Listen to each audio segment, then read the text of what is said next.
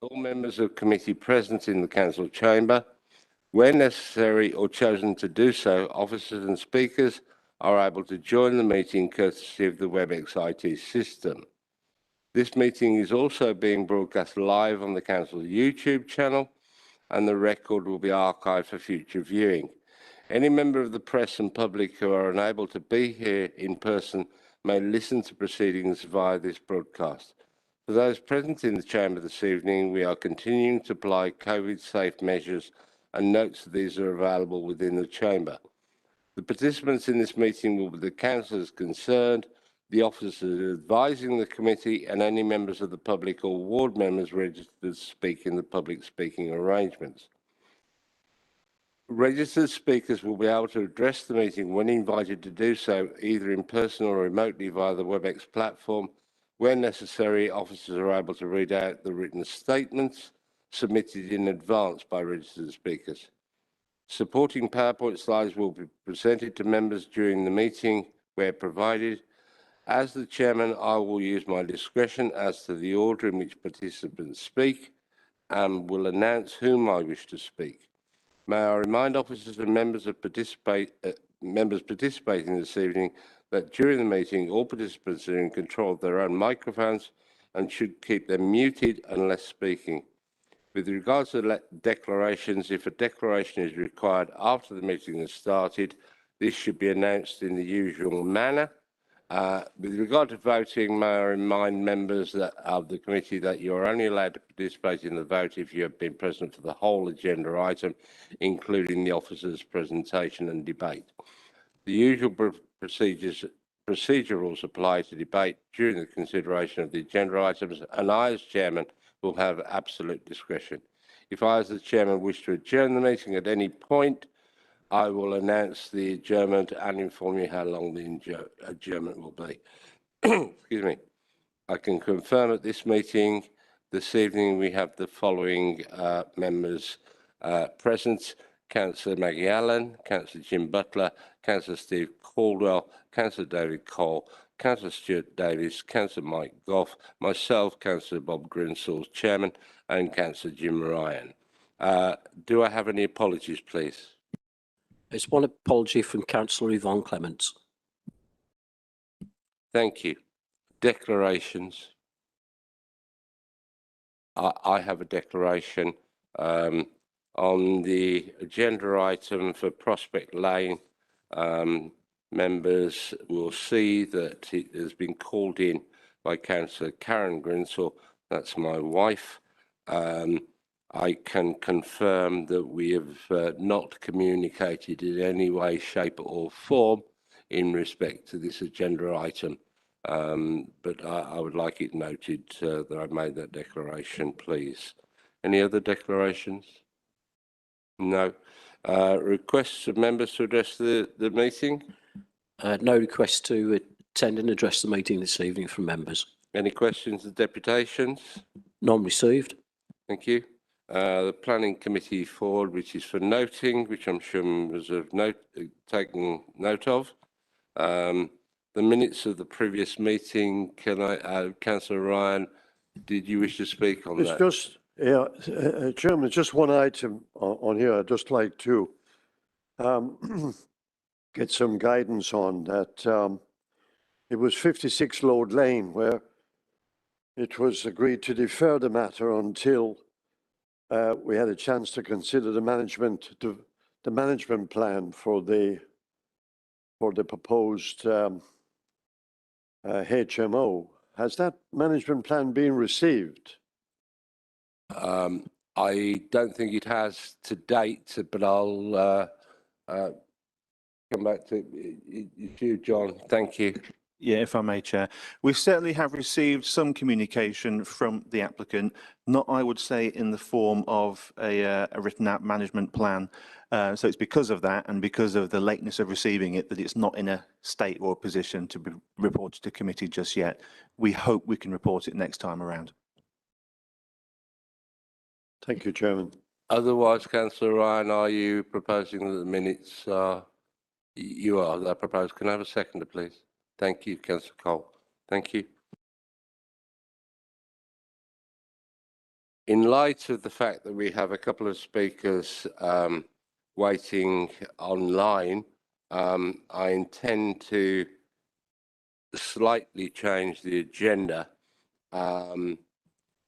So the first item that I'm going to ask us to consider is the application for 32B Hampton Lane on page 71 of your papers. Is that you, John? Thank you, please. Presentation, then the speakers, yeah? Thank you. Thank you, Chair. Just wait for the presentation to be put up on the screen. So full planning permission is sought for the change of use of an existing dwelling from residential in its entirety to a small chiropractic clinic at ground floor with a residential apartment upstairs to be used by the chiropractor owners. So the next part of my presentation is to show you the proposed scheme, and we'll need the slides for that. They're on their way.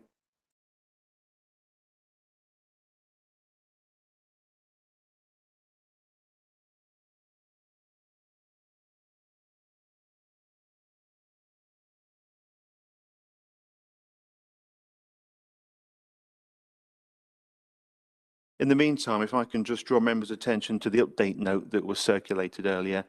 It provides additional advice relating to the impact of the proposal on the nearby heritage asset. In particular, it summarises the recently received comments from the Council's heritage officers, and it also suggests some additional conditions to be added to the permission if members are minded to approve this evening. Now, they relate to the submission of a hard and soft landscaping scheme, and also the implementation of that scheme, and also a requirement that the proposed parking bays are to be surfaced in a porous material.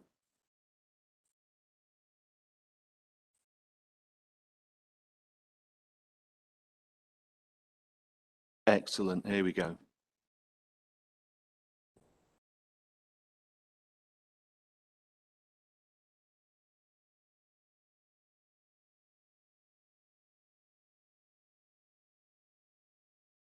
Fantastic. So if I can have the next slide, please, Joe. So this is the site location plan. To the left, you can see the property highlighted in orange. You can see there it sits fairly close to a major highway intersection. John, forgive the interruption. Joe, are you happy that we go ahead, or should we adjourn for 10 minutes until it's sorted? Okay, we'll continue. Thank you. Okay, so you can see the location of the site there. It's within an established row of residential dwellings outside of the town centre of Solihull, and as I said, close to the major highway intersection to the north, the crossroads there. The drawing to the right shows the dwelling, again in orange. It shows a frontage area as well. It shows centrally a block paved driveway area, and either side of that parking spaces, 10 in total. Now, I can advise members that those parking spaces have been marked out on site already through a single course of bricks and then infilled with some sort of porous hardcore material. Now, that work didn't need planning permission because that constitutes the provision of a hard surface within the curtilage of a dwelling house to be made of porous materials. So that situation exists, although it's yet to be finished off, which would be the case if permission were to be granted. But as things stand on site, that layout is lawful and exists.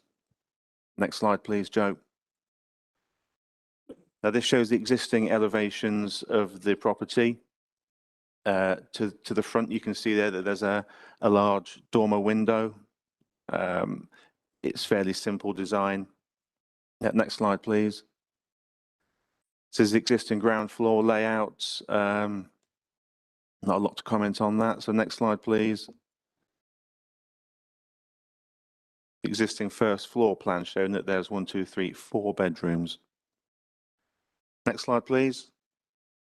Now, these are the proposed changes to the dwelling. They are minor in nature. There's no extensions or increases in size whatsoever. The changes relate to alterations to fenestration, so windows and doorways. On the front elevation, there's changes to downstairs windows and doors. The upstairs windows in the dormer are changed slightly in configuration as well. In the side elevations, the proposed side elevation along the top, there's changes to windows. You can see that there's 3 full-length windows proposed in the top right side facing elevation, whereas at the moment there's 1 window and a door. You can also see a first floor window proposed in the dormer window. That is conditioned to be frosted, as is the window the other side as well on the other proposed side elevation beneath. And there are no changes to the rear whatsoever, so the changes are minimal. Next slide, please. Now, this is the proposed ground floor layout. So the property is proposed to be used as a small chiropractor's clinic consisting of 2 consulting rooms with 2 treatment rooms. And then behind that, there's incidental residential accommodation to be used with the first floor accommodation above. So in terms of its use as a chiropractor's clinic, it's proposed to have 2 consultants working from the property. And we are suggesting a restrictive condition to that effect to make sure that there's no further intensification once implemented, if approved. Next slide, please. Now, this shows the conversion of the upstairs into the main living area. So it's switching from 4 bedrooms to 3 with a large sitting area up there as well. Next slide. Now, this is an aerial photograph. It was taken some time ago. The application property itself is that's centrally located. You can see a detached garage at the front with a red car in front of it. Now, that garage has actually been demolished. Photos you will see as we come on through the presentation. There was also previously a large tree on the front of the site. That has been removed prior to this presentation. It wasn't protected by a tree preservation order, so there was nothing to stop the owners from doing that. Next slide, please. Now, this shows the front elevation of the neighbouring property. Now, you can see there's a sign there at the front of the site saying RM Callahan. Now, planning permission was granted a few years ago to change the use of part of the ground floor of that property to a podiatry clinic. So that has an element of commercial use running from that property as is. And if you look at the property frontage, it's all hard surfaced and given completely over to car parking. The application site is the dwelling on the left. You can see it just behind the tree. You can see the dormer window peeping through there. Next slide, please. Now, this is the application site. A historic photo taken before the current works on the site took place. You can see the tree to the right-hand side surrounded by the low-level flower bed. That has now gone. You can also see the detached garage in front of the red car. That has gone. Next slide, please. Now that shows the site as currently exists. So you can see the retention of the block paved access way at the centre of the site. You can also see the hardcore permeable parking spaces, in the process of being marked out. But that is the laying of a hard standing that's permeable within the curtilage of a dwelling house. That constitutes permitted development. So there's no breach of planning permission in doing that. And if the application were to be refused today, there's no action that could be taken about that. That is existing and lawful. Next slide, please. Now, just to show the location of the site in relation to the nearby heritage asset. So the application site is clearly marked there. The heritage asset being the listed building is number 93, as you can see there, but also the property to the north of that, 32A, it links into it. And although it's not the most historic part of that listed building, it's attached to it. So therefore, that development, number 32A and 93 in its entirety is listed, grade 2 listed. Now that's the end of the presentation. So the key issue is relevant to the assessment and determination of this application, are set out and explored in detail in the report, and as set out in the report, the recommendation is one of approval, subject to conditions. Thank you, Chair. Thank you, John. But I think you didn't mention the additional conditions that have been provided to us in the update note, would you please? Sorry, Chair. The conditions that are suggested in the update note, so it's additional condition 11, which is requesting a hard and soft landscaping scheme to be submitted. We did see from the last photograph there how there is the potential to either side of the parking areas for some landscaping to be introduced. Condition number 12 as proposed just relates to that landscaping scheme to ensure that it's implemented in accordance with the approved plans and any failures are replanted within 5 years. And then condition number 13 relates to the proposed parking bays to say that they shall be serviced in a porous material in accordance with details to be submitted to the local authority. Chair. Thank you, John. We have a statement to be read out, and Alison Young, who is joining us via the WebEx system. Can I first ask that the statement from Linda Croxford is read out? I do beg your pardon. I do beg your pardon, and thank you for correcting me. I'm very happy to always be corrected by members. I do apologise. We have an objector online, and that's Mr. Richard Cobb. Can you see and hear us, Mr. Cobb? I can say yes, thank you. Good. Mr. Cobb, you've been here before. You know the rules. You have 3 minutes starting now. Thank you, Chairman. I'm a chartered town planner and have been asked to address you on behalf of the immediate neighbours on either side, number 30 and 32 and 32A, Hampton Lane. Most of number 31 is a dwelling. There is already a modest, most of number 32 is a dwelling, although there is a modest podiatry treatment room in the ground floor of that property, generally obscured from public view behind a pair of garage doors on the front of the property, while 32A is a wholly residential property. There are several objections to the proposal. Firstly, the proposals indicate that this is likely to be an overtly intensive and prominent use of what is currently an ordinary dwelling, other than the extensive car park that has been recently constructed on the frontage. The group of properties in which the application lies is very prominent on the corner of the Solihull bypass and Hampton Lane, nowhere near the Yew Tree Lane shops the council referred to as being relevant to this matter. The heavily engineered forecourt parking that has already been installed shows a potential for significant parking on the frontage related to the intensive treatment rooms proposed. If there are 2 consultation and 2 treatment rooms at 32B, there could be 4 patients in the building at any one time and potentially 2 waiting. Secondly, the application property adjoins a grade 2 listed building, Pinfold Cottage, and 32A Hampton Lane, as you've heard described, on the corner of Marsh Lane, which has not been given sufficient weight, certainly in the report, to the impact on its setting as a heritage asset. That would be a significant through the car parking and alterations to the property. As a heritage asset, the property and its setting are required to be given special consideration by the council. Where there is less than substantial impact on the heritage asset, the harm should be weighed against the public benefits of the proposal, which are none in my view. Lastly, Mr. Callahan at number 32, the podiatry, is concerned that many details of the application scheme would compromise his residential privacy and that of his modest treatment room. The front door to the treatment rooms at 32B, the application property, is shown to be very close to 3 small windows for the podiatry consultation room at number 32. They provide ventilation in summer and for COVID. Moving the front door towards them when the buildings are only 2 meters apart presents the potential of a breach of confidentiality.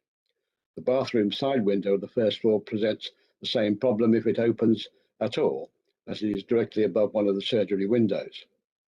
The plan of the car park shows planting along the fence, but if above the fence line, fence height will block the only limited natural light in the consultation room on the side of number 32B in the absence of windows on the front due to the garage doors maintaining the character of the residential property. Trees and hedgerows have already been lost on the frontage through the construction of the car park, but now much more is to be lost. Thank you, Chairman. Thank you, Mr. Cobb. It is my responsibility to start the debate. The Council's standing orders require me to move the motion. Although I'm moving the motion, I am still undecided on how I will vote. Do I have a seconder? Councillor Cole, thank you. Members, I'm just wondering whether Councillor Caldwell, as you have a not dissimilar scenario, you might like to commence the debate. By all means, Chair. Yes, as you rightly say, my own house has a treatment room in it for an osteopath clinic. I think there is nothing wrong with these plans and I'll be supporting them. I'm glad that there is the inclusion of the additional conditions.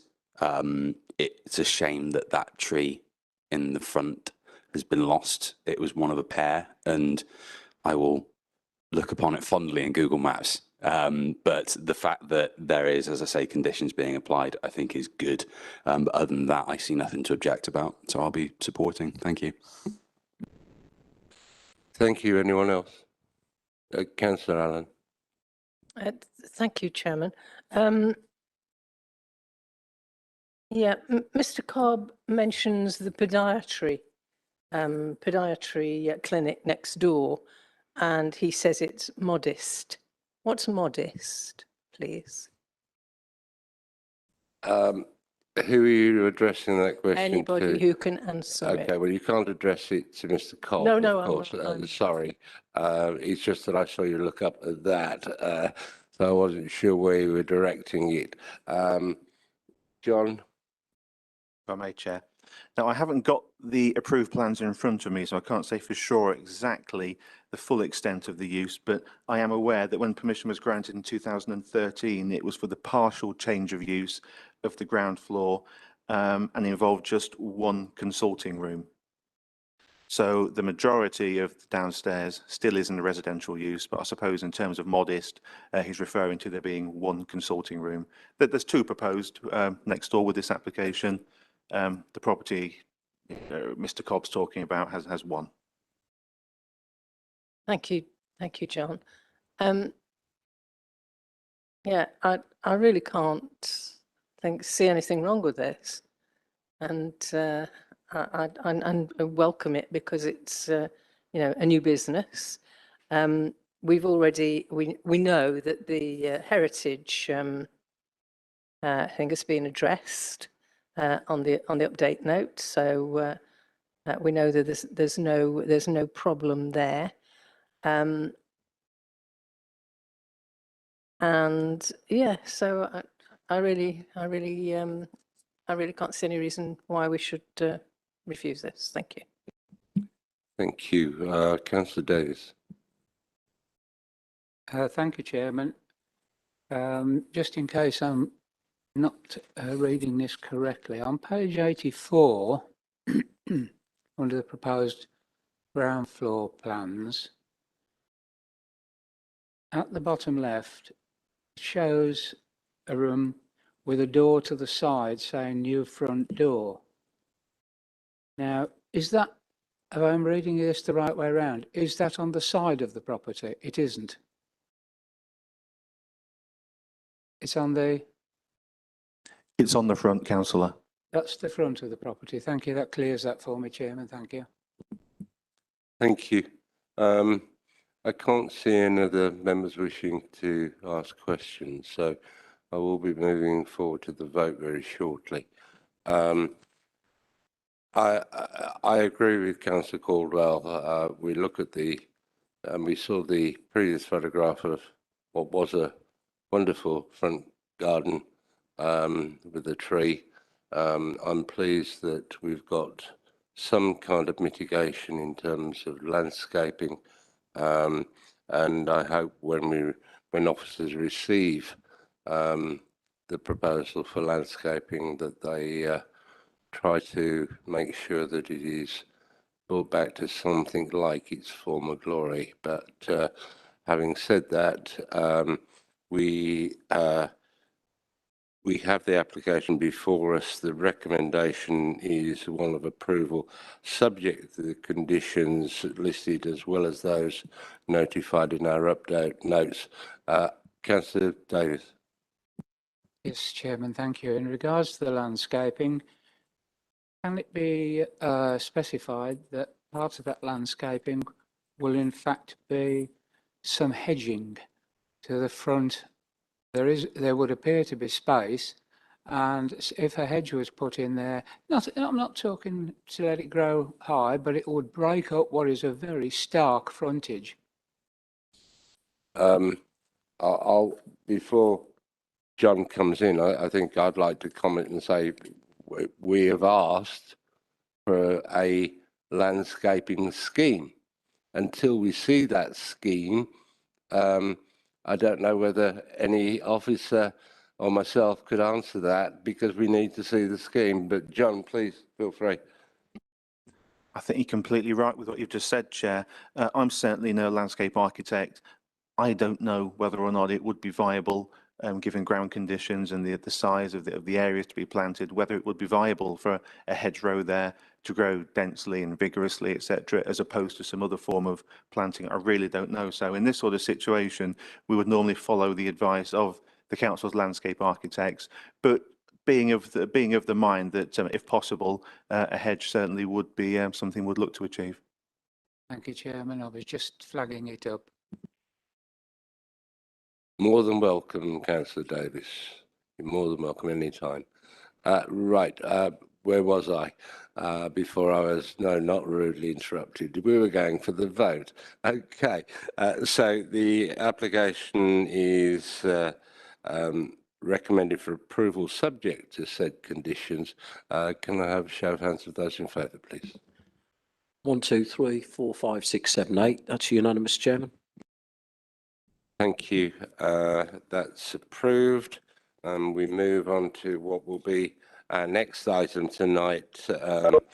It is 42 Prospect Lane, starting on page 17 of your notes. Is that you again, John? Yes, it is. Over to you, John. Thank you. Thank you, Chair.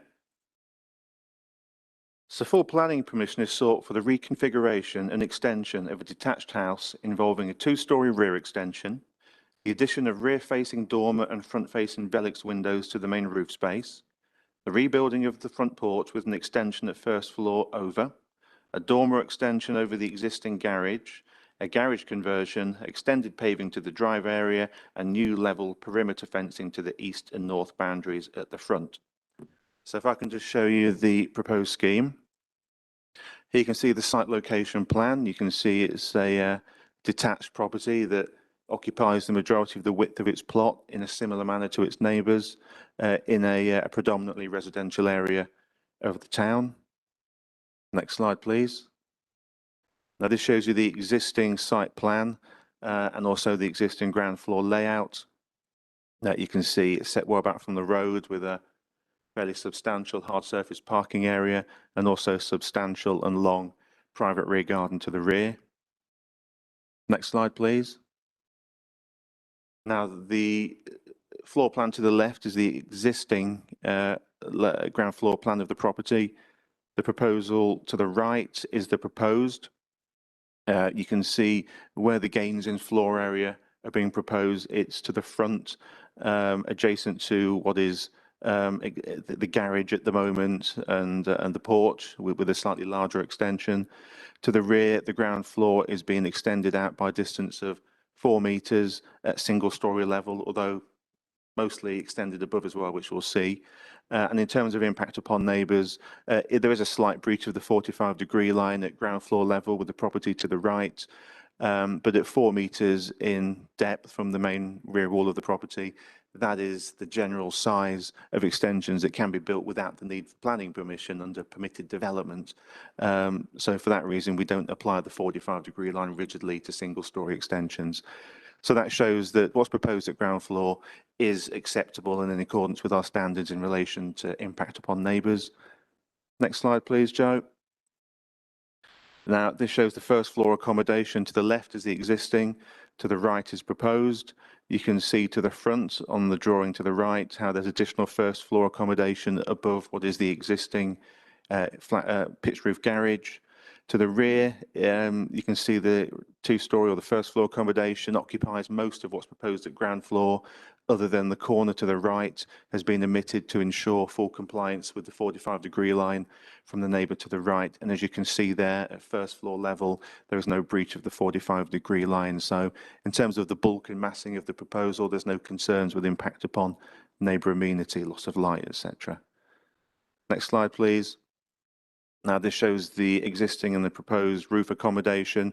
To the left is the existing, to the right is proposed. And as you'll see, there is a fairly large dormer window to the rear elevation proposed, which is allowing for that extra usable floor area. Next slide, please, Joe. Now this shows the existing and proposed front elevations in context with the neighbours. You can see it's an existing part rendered, part brick built property. It's of a similar or the same design as the neighbours either side, although the property to the left has been extended previously. And the drawing to the bottom shows the proposal. It shows a fairly contemporary design approach, introducing a 2-storey gabled element to the frontage. But as you'll see in photographs, that is a common feature within the area. In actual fact, it's more common for properties in this area to have a more vertical emphasis in their design with that sort of feature than not. So in introducing that feature, it is actually making the property more similar to what is distinct in the area.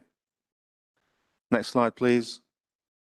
Now this shows the rear extension. As you'll see there, the flat roof rear extension with also the large dormer window above it. Yes, they're flat roof. Yes, they're contemporary in appearance, but they are to the rear. They have very little visibility whatsoever from the highway frontage, the street frontage, particularly because the property is so closely related to its neighbours. Both of the neighbours and the application property have gabled roofs, so there's only little gaps between that would allow very, very minor glimpsed views through from the public domain to view what's proposed at the rear. Next slide, please. This shows the rear elevation, the side elevation. You can see the flat roofed extension to the rear. You can see the dormer window to the rear, leading or causing potential access onto that flat roof. Something that you'll see, and I'll come on to later, is we're suggesting a condition in the update note to prohibit any use of that flat roof as an outdoor balcony area. Next slide, please. Now this shows the other side elevation of the house. Nothing more to comment on detail there. So next slide, please, Joe. This is just the proposed roof plans, existing and proposed. Now the scheme has changed in its lifetime. The drawing at the bottom there is how the application was initially submitted. Officers thought that it looked a little bit awkward though, being constructed of a mix of oblongs that really didn't relate well to the fabric of the house or the area. So we negotiated changes to come up with a scheme that's before you tonight that we wholly support. Next slide, please.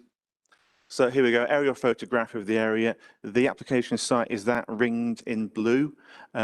Again, you can see how closely located it is to the neighbours to ensure that any views to the rear are going to be very, very limited.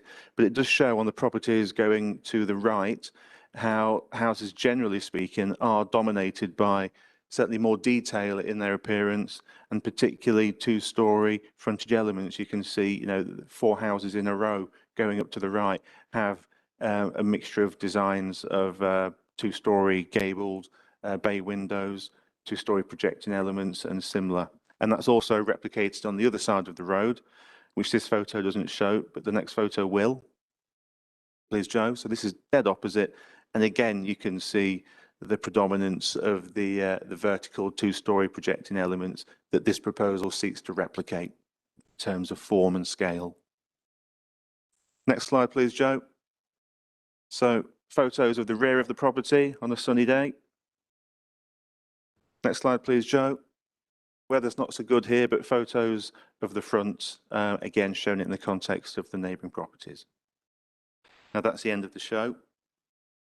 So the key issues relevant to the assessment and determination of this application are set out and explored in detail in the report, and as set out in the report, the recommendation is one of approval subject to conditions. But finally, can I please draw members' attention to the update note that suggests an additional condition prohibiting any future use of the flat roof of the rear extension as a balcony area or similar. Thank you. Thank you, John. And again, thank you to Councillor Allen. I'm now up to speed. So in this instance, we have one statement to be read out, and we also have Ms. Young, who will be joining us via WebEx. Can I first of all ask for the objective statement, Ms. Croxford's statement to be read out, please? This is a statement of Linda Croxford, which is against the application. I object to the depth of the extension at the rear of the property on the first floor and loft space. This will block the light to my solar panels situated at the rear of my property. In an age when we've been asked to lower our carbon footprint, the extension of number 42 is counterproductive. This is a serious matter. Also, I will suffer loss of privacy. Thank you for your considerations. That ends the statement. Thank you, David. Ms. Young, can you hear me and can you see me? Yes, thank you. Good. Thank you very much. We can hear and see you. You have 3 minutes to make your presentation. Thank you. Thank you, Chairman. As you've seen, the scheme proposes the extension and modernisation of a 2-storey late 20th century dwelling within a built-up urban environment. The property is located within a varied street scene, predominantly made up of detached 2-storey dwellings, many with feature gables on the front and with a variety of style and finish. The extensions proposed to the dwelling fall within the envelope of the height and width of the existing dwelling, and no increase in ridge height is proposed. The front gable is set down in relation to the ridge of the dwelling and is subservient to the property. The scheme does not result in any increase in width of the dwelling and does not result in terracing. The scheme has been amended during the application process at the request of the planning officers, who are now supportive of the proposals. The scheme adds a first floor rear extension and first floor extension and gable finish at the front. Front facing gables are common in the area and the immediate street scene. The windows and fenestration design proposed would be contemporary. The finish of the extensions would be in render to match parts of the existing front elevation, and in a grey brick to replace the similar beige brown brick used in this property, which is distinct from them already brown on the adjoining 2 dwellings. The existing front elevation is bland and dated, and the addition of the gable to the frontage is in keeping with the street scene, The proposed extensions would be finished in high quality materials and to a high quality of design as required by policy P15. The rear elevation of the dwelling is not prominent from any public vantage point and is enclosed by existing planting and boundary treatment. A flat roof dormer and 2-storey and single-storey extensions are proposed at the rear in materials to match those at the front. The 2-storey part of the rear extension is set in from the boundary with the neighbouring property. The scheme complies with the house extensions guidelines and does not result in any unacceptable loss of light or privacy or overbearing impact on neighbouring occupiers. The balcony that was proposed originally has been removed from the scheme. The officer report concludes that the proposals would not result in any unacceptable impact on neighbour amenity, and the scheme fully complies with policy P14 and the guidance on extensions. So to summarise, the scheme is of a high quality design and finish and an appropriate scale. The introduction of a gable on the front elevation is in keeping with the vernacular and the street scene, and the proposals are acceptable with regards to neighbour amenity. Thank you. Thank you, Ms Young. It is my responsibility to start the debate. The Council's standing orders require me to move the motion. Although I'm moving the motion, I'm still undecided on how I will vote. Do I have a seconder? Councillor Davis, thank you.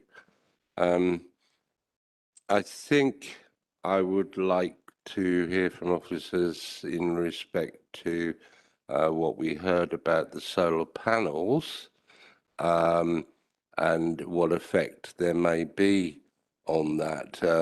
That's my first question. Can you answer it, John? Certainly can, Chair. So the impact of development upon existing solar panels and the like can be a material planning consideration.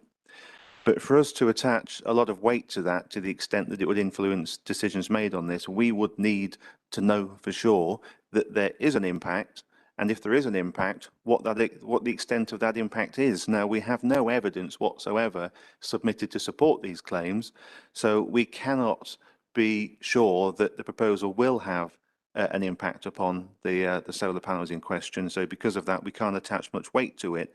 Similarly, if any element of the proposal is likely to cause any impact to the solar panels of the neighbouring property, it would be the proposed dormer window. Now, I looked in detail at the dimensions of the proposed dormer window earlier today and worked out it had a cubic capacity of 43 cubic metres. Now, aside from this application, this property does benefit from permitted development rights. So they may have decided not to submit this application, but to carry out other works to the property under their permitted development rights. And something they can do is build roof extensions subject to certain criteria of up to 50 cubic metres in volume. Now, I can confirm that the dormer window as proposed would comply wholly in terms of its size, in terms of its location and position, with the permitted development rights that this property does benefit from. So subject to the materials being changed slightly to match the existing property, that dormer window could be built without planning permission, which is a realistic fallback position. So take the two factors together, what could be done without planning permission, the fact that there's no evidence at all as to any potential impact, the weight we could attach to this issue is minimal to the extent that it would not affect our recommendation of approval. Thank you, Chair. Thank you, John. On that particular point, do members have any questions specifically in that regard? Councillor Caldwell, then Councillor Butler. Yeah, it's not so much of a question as just for the benefit of my fellow members. I'm looking at the aerial view of this on Google Maps as we speak. Given obviously what John said, and given that the height of that dormer window won't be any higher than the hip of the roof itself, there won't be any significant shadows cast until very, very late in the day, at which time the output of the solar panels would be minimal anyway. So I would be minded personally to agree with the officers that it's not really material. Thank you. It's always useful for you to be here, Councillor Caldwell, with your Google Maps at hand. Councillor Butler. Thank you. I think I think my colleague might have just helped out with my question to a degree. I think the solar panels are an important and material consideration here. You know, within our own local plan and the national framework, we encourage you know, the use of small scale generation and people, you know, shouldn't be affected by neighbouring development. You know, that shouldn't be impinged or impeded upon. I wonder how much or what onus there is upon the objectors, if you like, to provide us with the information about how it will be affected, if that makes sense. Do they understand that they need to provide, you know, more data to us, or do they need to provide more data to us? Well, certainly as to whether they understand that's the case, I really couldn't comment, perhaps not based on the comments, but certainly we need to determine any application based on the information we have before us. There's nothing to suggest that there's going to be any harmful impact to those solar panels. So it's in the absence of any evidence to the contrary, which would be down to any objectors to provide that we would need if we were to attach weight to that. Can I quickly come back here? Please do. Thank you, and that's the response that I expected. I mean, to be honest, I do have some concerns that any impact is, you know, is obviously negative when someone is trying to do the right thing as far as environmental issues are concerned. Okay, we'll have to see what comes out in the rest of the debate, but thank you very much. Councillor Davis, I note that you've indicated that you wish to ask a question. Is it concerning the solar panels? It is concerning the solar panels. Okay, Karen, thank you. Yes, thank you, Chairman. These solar panels then, they're on the front elevation, are they, of the next door property or the rear? On the rear. They're on the rear. And which direction does the rear of these properties face? I can't, it's unless I've missed it, I can't find them on the plans.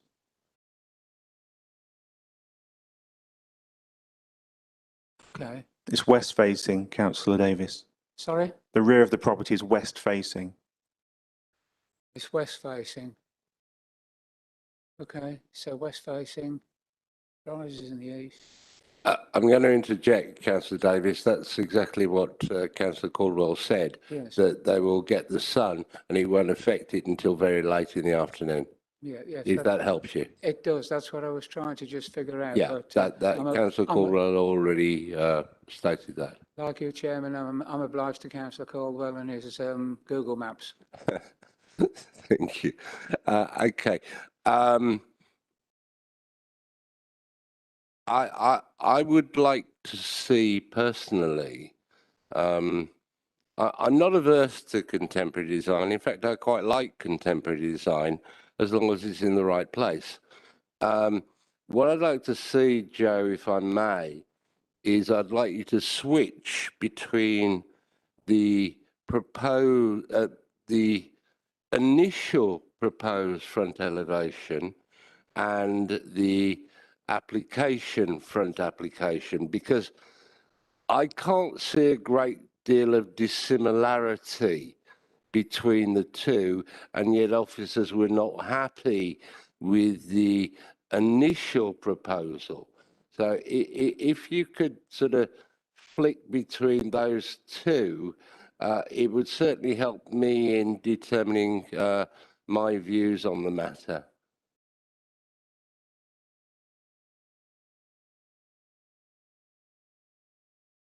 Is that the initial one or is that the proposed one? That's the proposed. What was the initial application that we didn't like or that officers didn't like?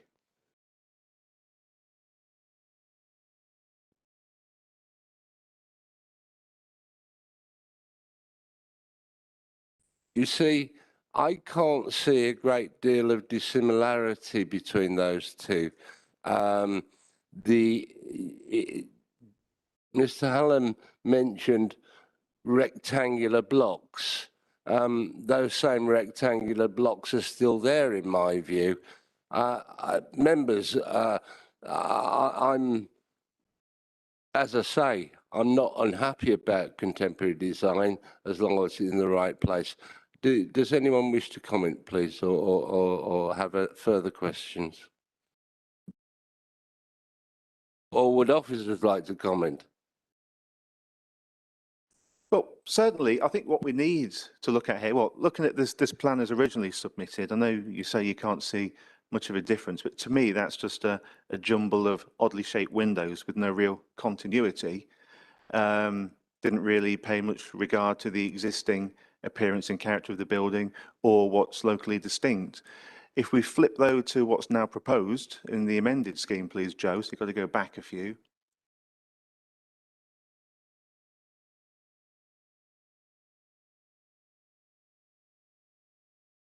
Which is on page 31 of the report.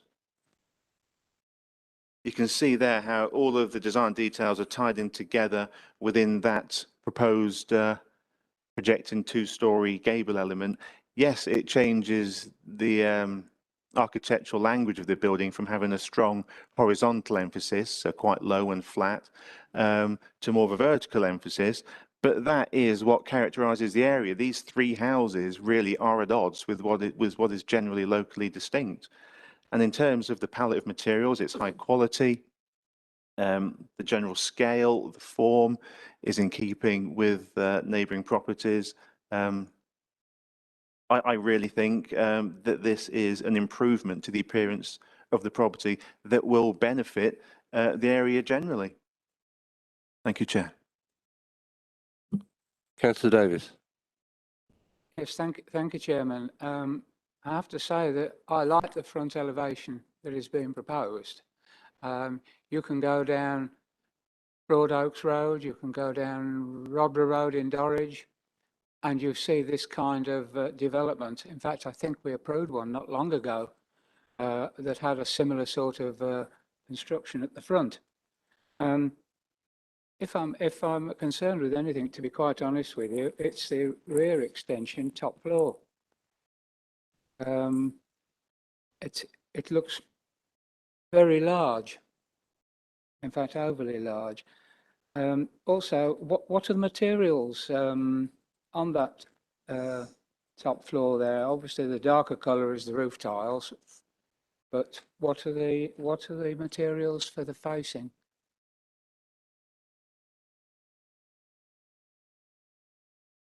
Thank you, Chair.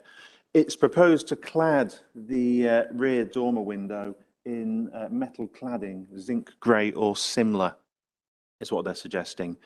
But in terms of the principle of that dormer window, something I alluded to earlier is that that window, if the materials were slightly different so that they matched the proposal, so it could be render, it could be hung tile, and the hung tile wouldn't look dissimilar to that, that could be built under permitted development without planning permission. Right, thank you. How far is it set down from the ridge of the house property? Sorry, Councillor, I haven't got the exact dimension and I can't scale the drawings I've got, but I would have thought it's in the region of 0.2 metres or so. Okay, thank you for that. And the only plus point with that is that it is set well back, and we have put on the update note a condition that that flat roof area in front can't be used. So thank you, Chairman. Councillor Cole. Thank you, Chair. Yes, I do actually like the design as it's set out for the proposal. Much better. I agree with John about that. Much better than the previous one. I do have one concern with the rear extension. It looks out of context, but it's on the back, so I'll go along with it. I'm happy with that. Any further questions, members, or shall we move to the vote? We'll move to the vote, therefore. Thank you. The application is recommended for approval subject to conditions, including the further one on the update note. Those in favour, please. 1, 2, 3, 4, 5, 6, 7, 8. That's unanimous, Chairman. Thank you. That's approved. So moving back to the original agenda, as we have no further speakers, the next substantive item is the application for Chadwick Court, Chadwick Lane, starting on page 9 of your papers, members. That's you, Lawrence. Thank you. Thank you, Chairman. This application seeks permission for the construction of a polytunnel in the form of a greenhouse measuring 8 metres by 20 metres within the rear garden of Chadwick Court. If we can just go through the slides. Can we go to the next one, Joe? So you can see, I apologise, it's rather small. You can see the building are, if you look at the bottom plan, which is the block plan, you can see the building on the bottom left-hand corner by the red line, and the elevations to the right, which show the floor plan and the polytunnel in terms of its form, scale and mass. And the next plan, please, Joe. This just shows the aerial photograph to where the building will be sited in the area of the garden adjacent to the property. You can see how far the garden extends. The proposal is made on a householder form within the curtilage of this dwelling and seeks permission for a greenhouse effectively. As you'll see, the report sets out that the proposal is inappropriate development. It doesn't fall in with any of the exceptions allowed within Greenbelt policy because it is not a building for commercial use, for agricultural, that is for growing of crops such as tomatoes, or aubergines or any other matter that's grown on a commercial basis, and therefore doesn't meet any of the exceptions and therefore represents inappropriate development in the Greenbelt, to which no very special circumstances have been put forward to justify the proposal on Greenbelt grounds. Therefore, you'll see the report sets out there is a reason for refusal on Greenbelt grounds. Further, your officers are concerned about the design of the greenhouse within its context being visually intrusive, and therefore we recommend refusal on those grounds, Chairman, to you. Just draw members' attention to the update note. You'll see that Chadwick End Parish Council have made no comments on the application. Thank you. Thank you, Lawrence. We have no speakers, so it is my responsibility to start the debate. The Council Standing Orders require me to move the motion. Although I'm moving the motion, I'm still undecided on how I will vote. Do I have a second, please? Councillor Davis, thank you. Members, do we have any comments, constructive or otherwise? Councillor Allen. I just think this is cut and dried, and I think we should just go straight to the vote. I'm very happy to do that, Councillor Allen, and I had you not indicated your wish to speak, I'd have probably done exactly that. Members, therefore, the application is one of refusal. Those in favour of refusal, please show. 1, 2, 3, 4, 5, 6, 7, 8. Unanimous, Chairman. Thank you. That's refused.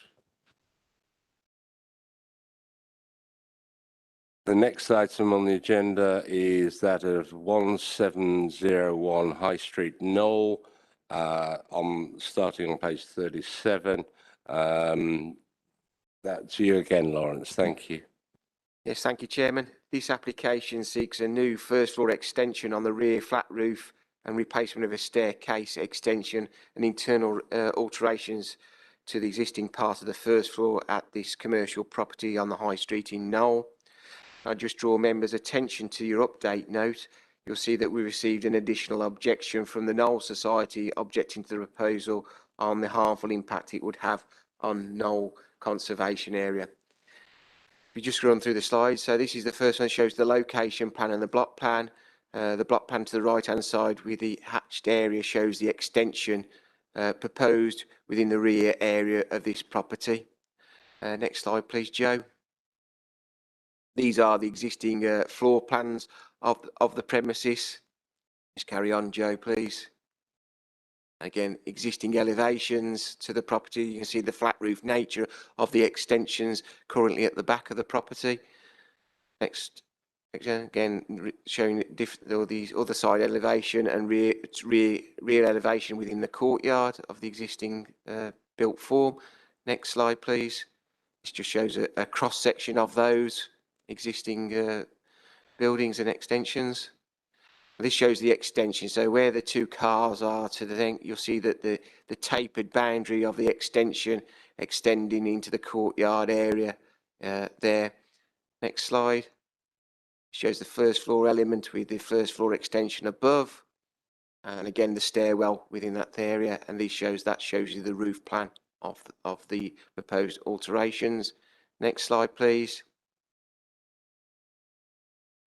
This shows the elevations. You can see how the new extensions incorporate the pitch roofs, far more aesthetically pleasing within the conservation area and to the host building. Next slide. And to the rear elevation, you see the dramatic improvement in terms of the character and appearance of the rear courtyard area. Next slide. This shows you some photographs of the premises within the high street. Next slide. Shows that in the wider context. Next slide. These are the existing rear elevations. You can see the improvements that are proposed in terms of the proposed first floor extensions being a lot more sympathetic to the host building. Next slide. This again, the rear courtyard area. You can see the gap between the property where the two cars were proposed. Next slide. And the rear elevation and the courtyard. This is that. If you go back one, Joe, slowly. That just shows the adjacent property where they use their rear courtyard again for parking of their vehicles for their commercial premises. Next slide. Shows you the view back out to the site and the rear courtyard area, again where people do park. I think that may be the last slide, and this shows the access into the rear courtyard from the rear area. So the report sets out the material considerations in respect to the application in terms of the impact on the special character of the listed building and the conservation area. You'll see that your conservation architect has raised no objections and thinks it will preserve and enhance the quality of the conservation area and listed building. It doesn't cause any harm to neighbouring occupiers or to highway safety. Therefore, the recommendation to you is one of approval, members. Thank you, Lawrence. Again, we have no speakers, so it is my responsibility to start the debate. The Council's standing orders require me to move the motion. Although I'm moving the motion, I'm still undecided on how I will vote. Do I have a seconder, please? Thank you, Councillor Davis. I note in our update notes that there's been an additional objection from the Knoll Society. In particular, they have concerns regarding the impact of the proposal upon the view of the church tower and the glazing proposed in the wall facing Knoll High Street.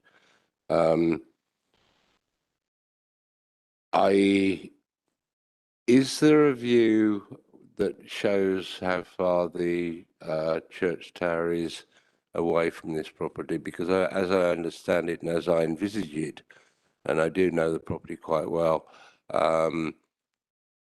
it would be at some distance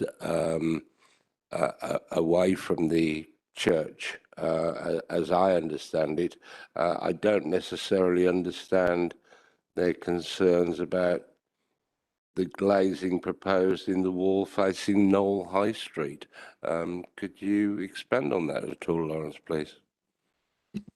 Thank you, Chairman. If members could look at the location plan within your papers, which is on the left-hand side, which is on page 50, you can see the red line site identified. And effectively, if you then look to the right-hand side, you can see that the St John the Baptist and St Lawrence St Anne's Church is identified on the bottom of that plan, and you've got various buildings intersecting between that heritage asset and the proposed extensions. I agree with you, Chairman. The distances involved in terms of that heritage asset, you will not from the public domain glimpse the extensions. above that and through those existing buildings. And we stand by the advice that your conservation planner is giving to us, that it preserves and enhances the character of the conservation area and the listed building. Clearly, we have a disagreement in respect with the Knoll Society on that matter. Thank you, Lawrence. What about the windows facing to the front, to the Warwick Road? Any comments there? I mean, personally, as far as I can tell, there's no material changes to the front of the building anyway. Is that correct? That is correct. There's no changes to material. The stairwell, which is set back into the site, you will get a glimpse of it through the narrow gap between the buildings. But in terms of its design, we believe it's wholly appropriate to the context of the premises. Okay. Councillor Davis and then Councillor Allen. Thank you. Thank you, Chairman.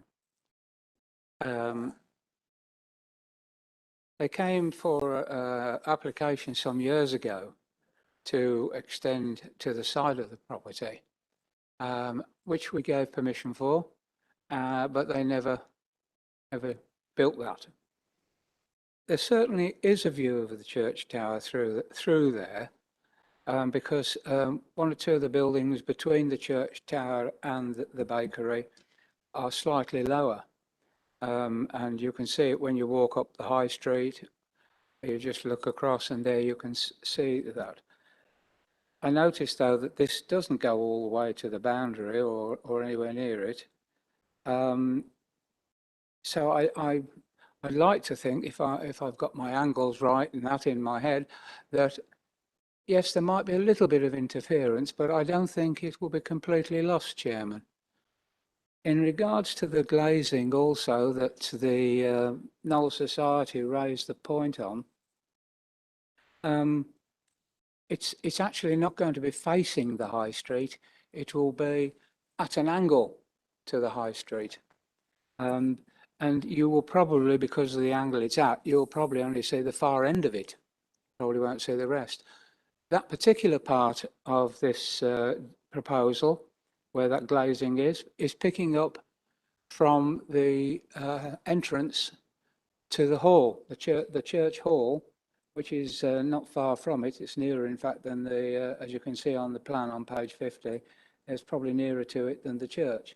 And it's picking up the glazed element, I believe, of that hall.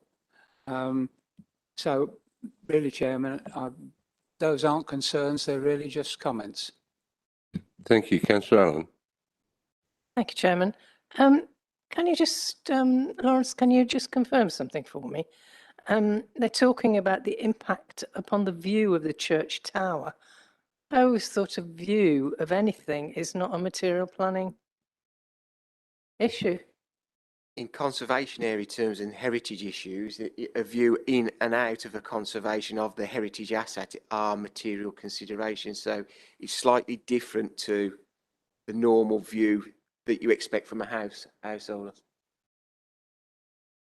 Can I just add as well, Chair, that with regard to that particular view of the church from the high street, there certainly is a view, and that view is acknowledged within the Knoll Conservation Area Appraisal document. It actually points out that there is an important view through there.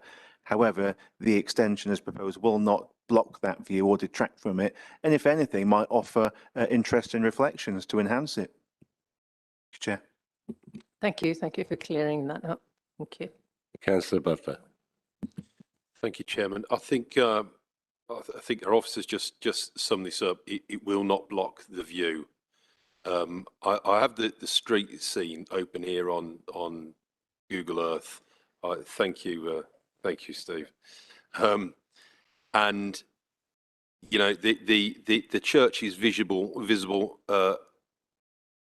through that gap momentarily. I would say as you walk past it. You know, certainly from what I'm looking at here, there is hardly any view of the church. And if it's not impacted by this development, I really don't see too much of an issue with that. Thank you, Chair. Thank you. Before I ask Councillor Gough, other search engines are available. Councillor Gough. Thank you, Chair. I've looked at the buildings at the rear of this this development, and they're in a pretty sorry state of repair. So personally, I welcome this application. I think it will be an asset to Knoll, and it should be looked at in that way. It's an improvement, a well-needed improvement. Thank you, Chair. Councillor Caldwell. Thank you, Chair. And if I might just add very briefly, as well as improving the street scene, which I think it will also help a local business to hopefully thrive in that area. And Lord knows they need our help at the moment to do that. So I think that's just another reason to recommend its approval. Point well made, Councillor Caldwell. I'm sure all of us around this table, having lived through the last couple of years, will try where we can and within the rules to assist our businesses here in the borough. I'm going to move to the vote on that basis, if I may. So the application recommendation is one of approval subject to conditions. Those in favour? 1, 2, 3, 4, 5, 6, 7, 8. That's unanimous, Chairman. Thank you. That's approved.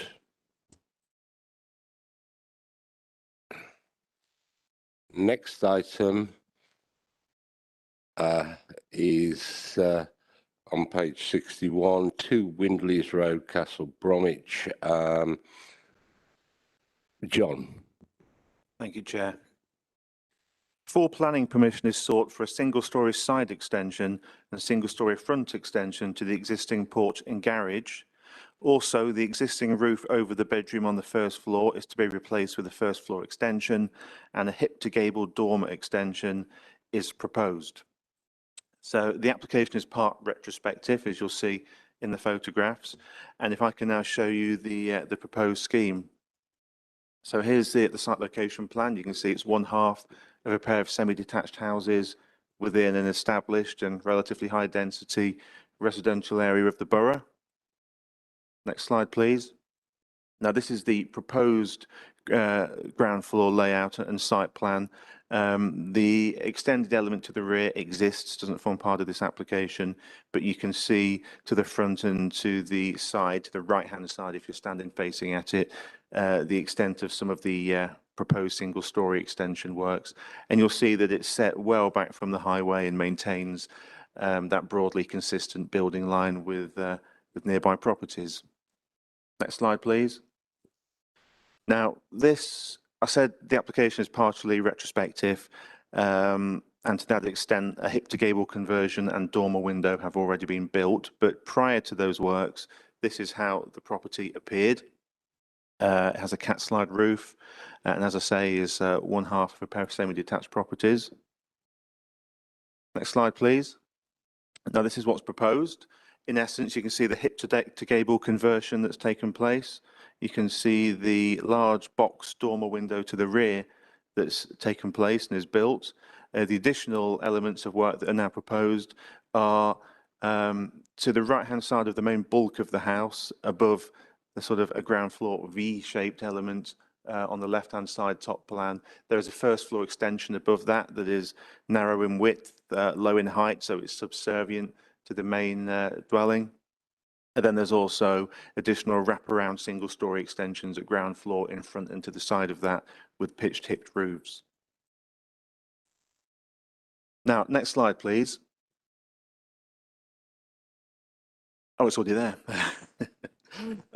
Now, this application is semi-retrospective because the applicants constructed a development that they applied for a certificate of lawfulness from us. Now, that's an application to the council for us to confirm that particular works do not need planning permission and constitute permitted development.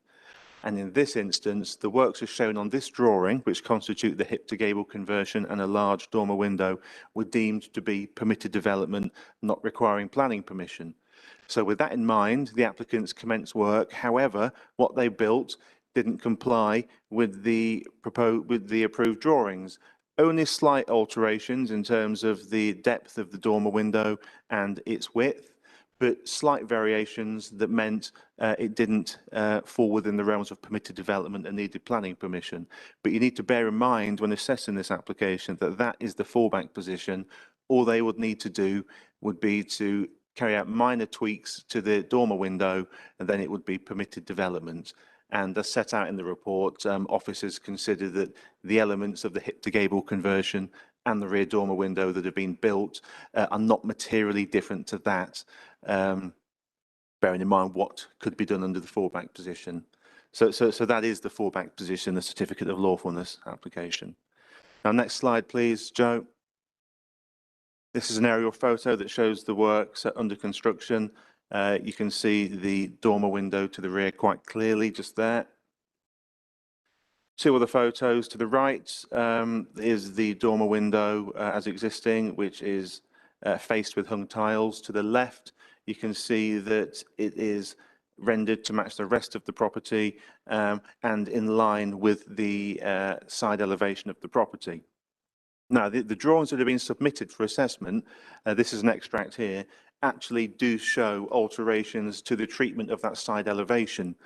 You can see there that they're proposing to reinstate the eaves line from the chimney down to the rear eaves, and they're also proposing to face the side elevation of that dormer with tiles to match that at the rear and to provide some contrast with the main profile of the roof.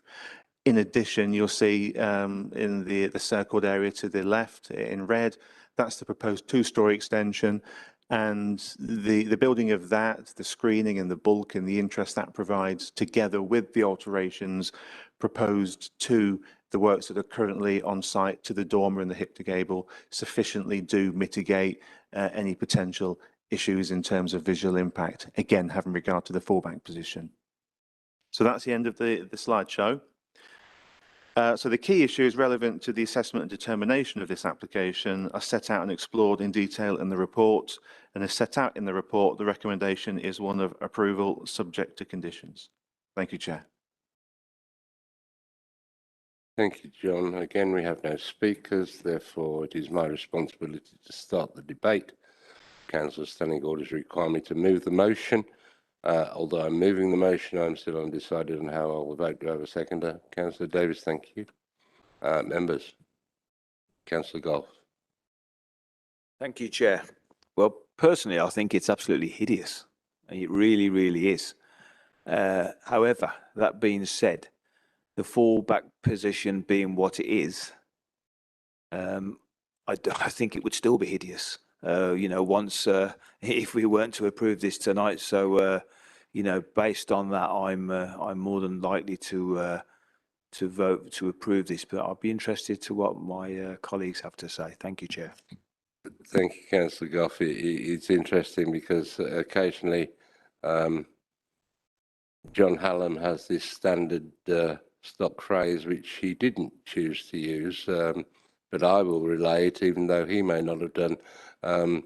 What may be lawful can also be awful. Members, Councillor Caller. Thank you, Chair. Yes, I did go to look at this. Obviously, it's in my ward, so I know the property well. It is hideous. I completely agree with Councillor Goff. I took the time to have a look at the original certificate of lawful development, and as was pointed out during the presentation, that has been delivered is not that for which the certificate was sought, particularly in regard to the materials.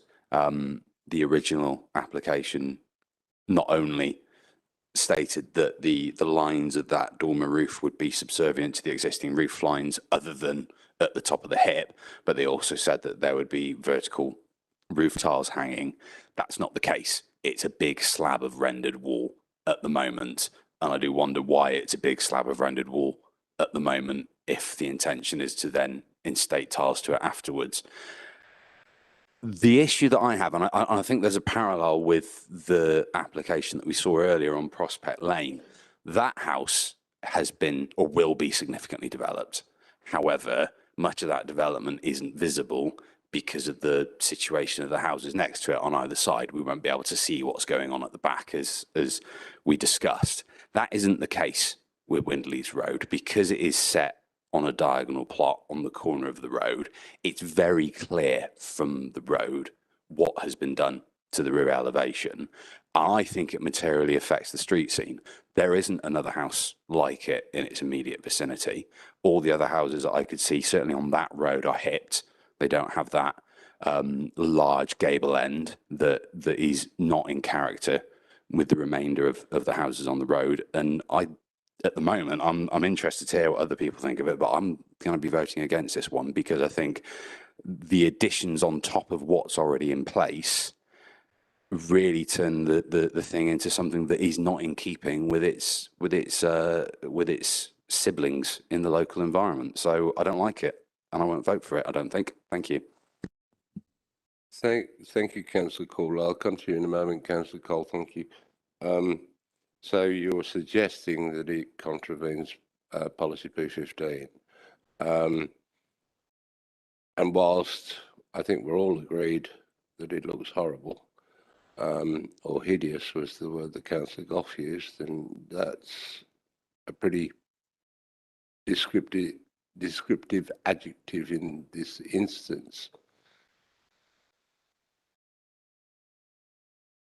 Where we consider going, should you be minded to refuse? That's where I'm. It's a question that doesn't need an answer. It's merely to try and focus our minds. Councillor Cole. Thank you, Chair. Yes, I've been and had a look at this house and don't like it one bit. It looks hideous, actually, and out of context with the streets, out of context with the area, and I don't know why he's gone for this development, but it looks awful. Thank you, Chair. I'm going to ask for some officer advice because certainly there's no one likes it. The potential reasons for refusal I've heard from members would be the effect on the street scene under P15. Can I get your comments, Mr. Allen, please? I agree with members completely that the proposal on its own, at face value, does jar with the appearance of the property and does unbalance the pair of semi-detached properties, and there's nothing similar to it in the nearby area. But something the report puts a lot of emphasis on, and something that I need to do as well, so you don't forget this, is that the importance of the fallback position. All they would need to do is tweak that rear dormer ever so slightly, so pull it in slightly from the rear, slightly in from the side. Would that have a material impact upon its appearance? Thinking of the dormer and the hip to gable, particularly when you think about the changes that are proposed with this application to clad the side of that dormer window in tiles and reinstate a gable line to provide definition. Would that have a materially different impact in terms of its appearance to what's proposed? I certainly think it doesn't. I then think you have to add in the first floor extension that's proposed as well to the side that is subservient and set back and is compliant with our design guide, having regard to the recharacterized appearance of the house that now exists.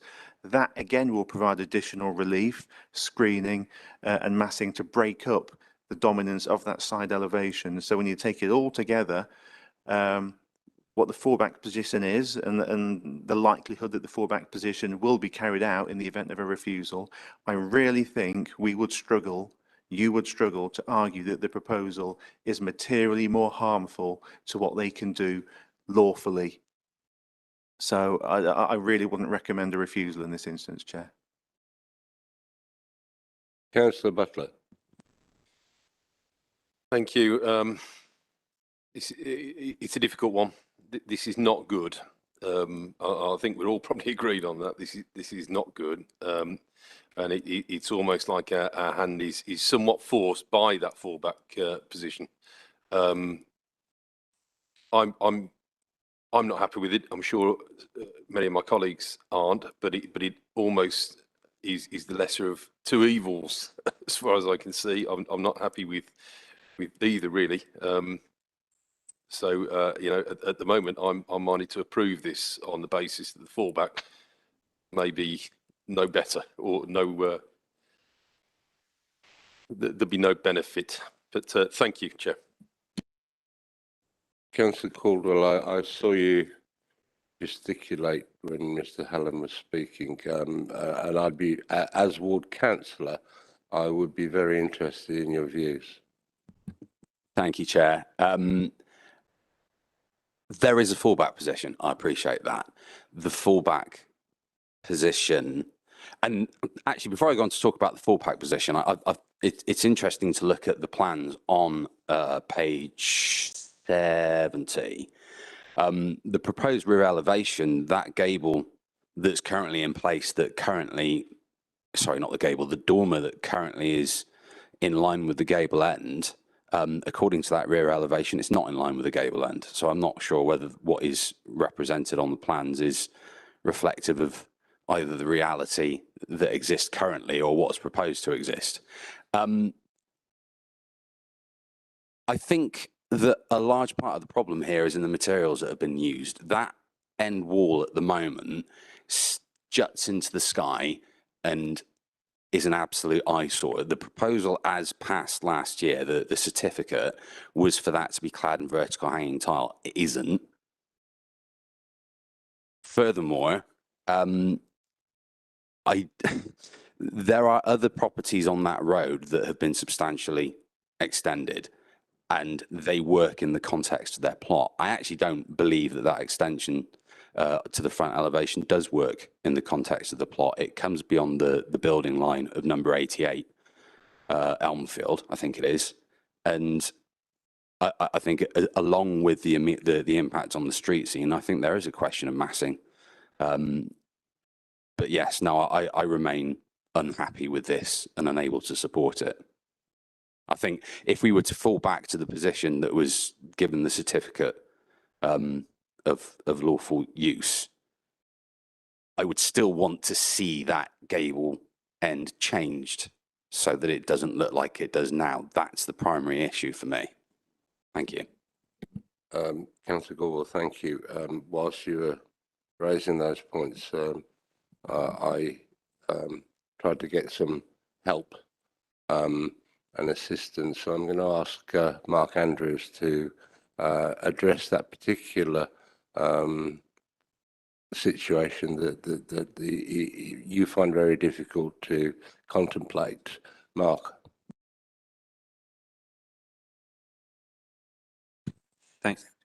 Thank you, Chair. I think it comes back to what we've kind of presented already, insofar as what's there now, I think, differs slightly from what was set in the lawful development certificate. I don't think anyone's doubting that in that respect. As such, we could, in theory, take enforcement action against that. However, I think, as John set out already, that can be quite quickly fixed, if you like, by making very minor adjustments to that box dormer. The materials in terms of the lawful development certificate would have to match the existing, so would likely remain rendered. And what you've got in the proposals here at the moment is a proposal not for them to be rendered, I believe. I think they look like they're hung tiles on the plans that are set out on page 70. So that in itself, by going with the recommendation before you this evening on this one, would be an improvement in that respect. And I think, as John's already highlighted as well, you've got the situation with the additional side extension as well, which would help break up the massing of that side elevation as well in terms of its visibility from the street scene. So I think what we've tried to do with this application is almost tried to secure an improvement upon what could otherwise be delivered through the fallback position in terms of that box dormer. Again, set in the context of appreciating the dislike that I think most people have for the current situation. Thank you, Mark. Councillor Ryan. Well, Chairman, my first remarks are that I don't like it. And we have a responsibility to the applicant to give it a fair hearing. And we've got a responsibility to take into account the objectives. And if you on the second page, it says on the main issues are the appearance in the street scene and the effect of the proposal of the living conditions of the residents adjacent.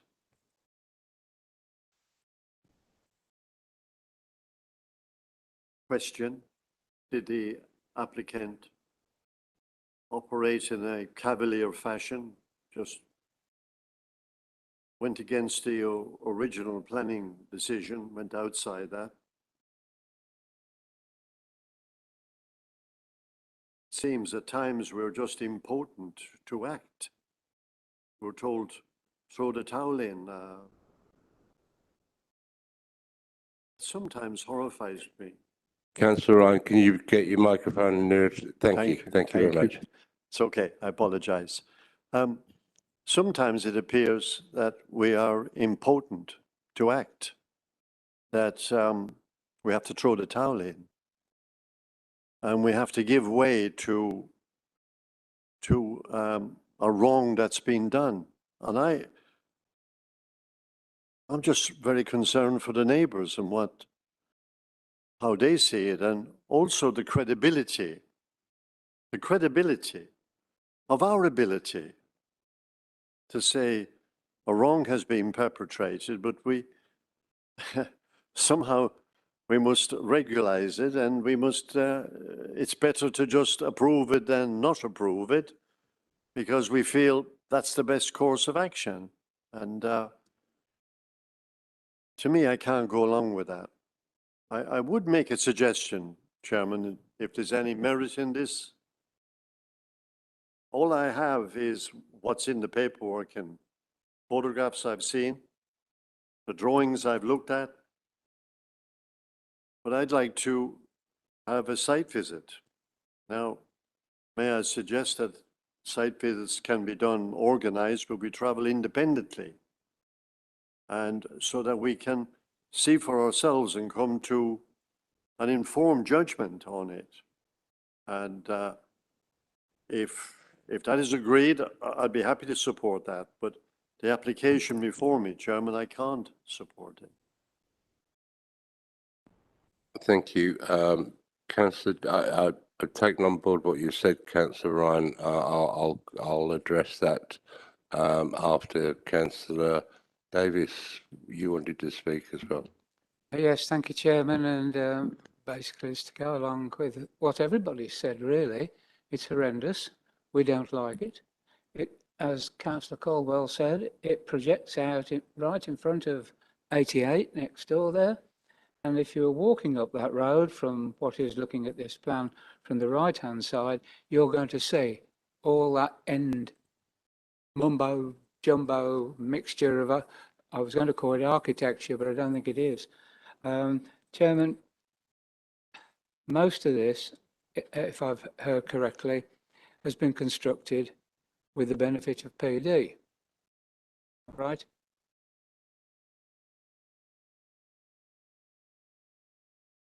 Yeah, I think I'm right. Just wanted to double check. Has been built with the benefit of PD. Am I right in that? John? Sorry, Chair. The dormer window and the hip to gable conversion are you referring to, Councillor? That's it. Yes, it was built on the understanding that it was permitted development, but as I've explained, they've varied slightly, so it isn't permitted development. Right. So if committee were reminded to refuse, then if they move this offending part just by a short distance, then that would be acceptable. That being said, it is so small, will it make any difference to the overall view that will be seen from the side and from the rear? Although looking at this, they appear to have fairly long gardens, so it might not be affecting people to the rear. Chairman, I don't like it. I hear what the officers say, and I think I would have to say that I will approve, but extremely reluctantly. Extremely. Thank you, Councillor Davis. I just want to come back to what Councillor Ryan intimated, that he would like to see a joint visit to this site. And I would ask Councillor Ryan if he's proposing a deferral for that reason, and has he got a seconder? So, Councillor Ryan, I've been picked up in the recent past for hearing something and not necessarily picking it up as a proposal or a formal suggestion. So I'm trying to be proper. I thank you for that opportunity, Chairman. I will move deferment, and the reason for that is for us to travel independently, and the time is arranged, but we travel independently and we meet on site so that we can view for ourselves the impact this is having on the local residents. And we can come back to our next meeting with that information and come to a mature judgment on the application. I'm not in this, I'll vote refusal, and I don't want to do that. There may be a way forward, but I will move that, Chairman, what I've just said. Thank you, Councillor Ryan. Councillor Ryan has made a proposal for deferment. Councillor Calder, it seems as though you're happy to second that. So I'm going to move that proposition of deferral until a joint site visit, so that we can, and with the permissions of the applicant, so that we can view it from all sides. That's what I'm reading Councillor Ryan to say. So those in favour of deferment, please show. 1, 2, 3, 4, 5, 6, 7. That therefore is deferred, subject to a future mutually agreed site visit. Thank you, members.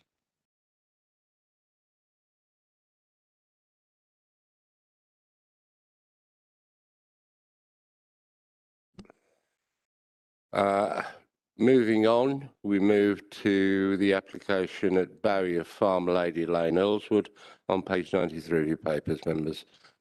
Is that you, John? Thank you. Thank you, Chair. A determination as to whether or not the prior approval of the council is required for a change of use and conversion of an agricultural building to 2 dwellings is sought. So if I can show you the proposed scheme. Next slide, please, Joe. Thank you. Here's the site plan. It shows the extent of the agricultural unit to the east of Lady Lane. The building in question is towards the sort of the northernmost corner of the site. It's annotated there. The next slide zooms in on that. It shows in a bit more detail the building. You can see the size of it there is to be divided into 2 residential units, each of 86.5 square metres in floor area. And you can see the extent of the proposed residential curtilage around it, which is a minimal area, but it's that size for a reason, because in accordance with the provisions of the General Permitted Development Order, an application of this type, the outside amenity areas cannot exceed the totality of the floor area of the building itself. So they're always constrained in situations like this. Next slide, please. Now, these are the plans that show the existing building. So it's a single-storey agricultural storage building. The two bays to the left are enclosed with roller shutter doors. The two bays to the right are open.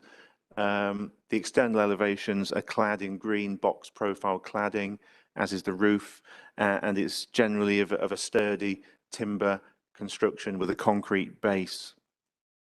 Next slide, please, Joe. That shows the rear elevation. No openings, no apertures there at all. Next slide, please. The two side elevations, again, featureless as you'd expect of a building of this type. Next slide, please. That shows the existing floor plan of the building. So, you know, there's not a lot there really. Next slide, please. Now, this is the proposed front elevation.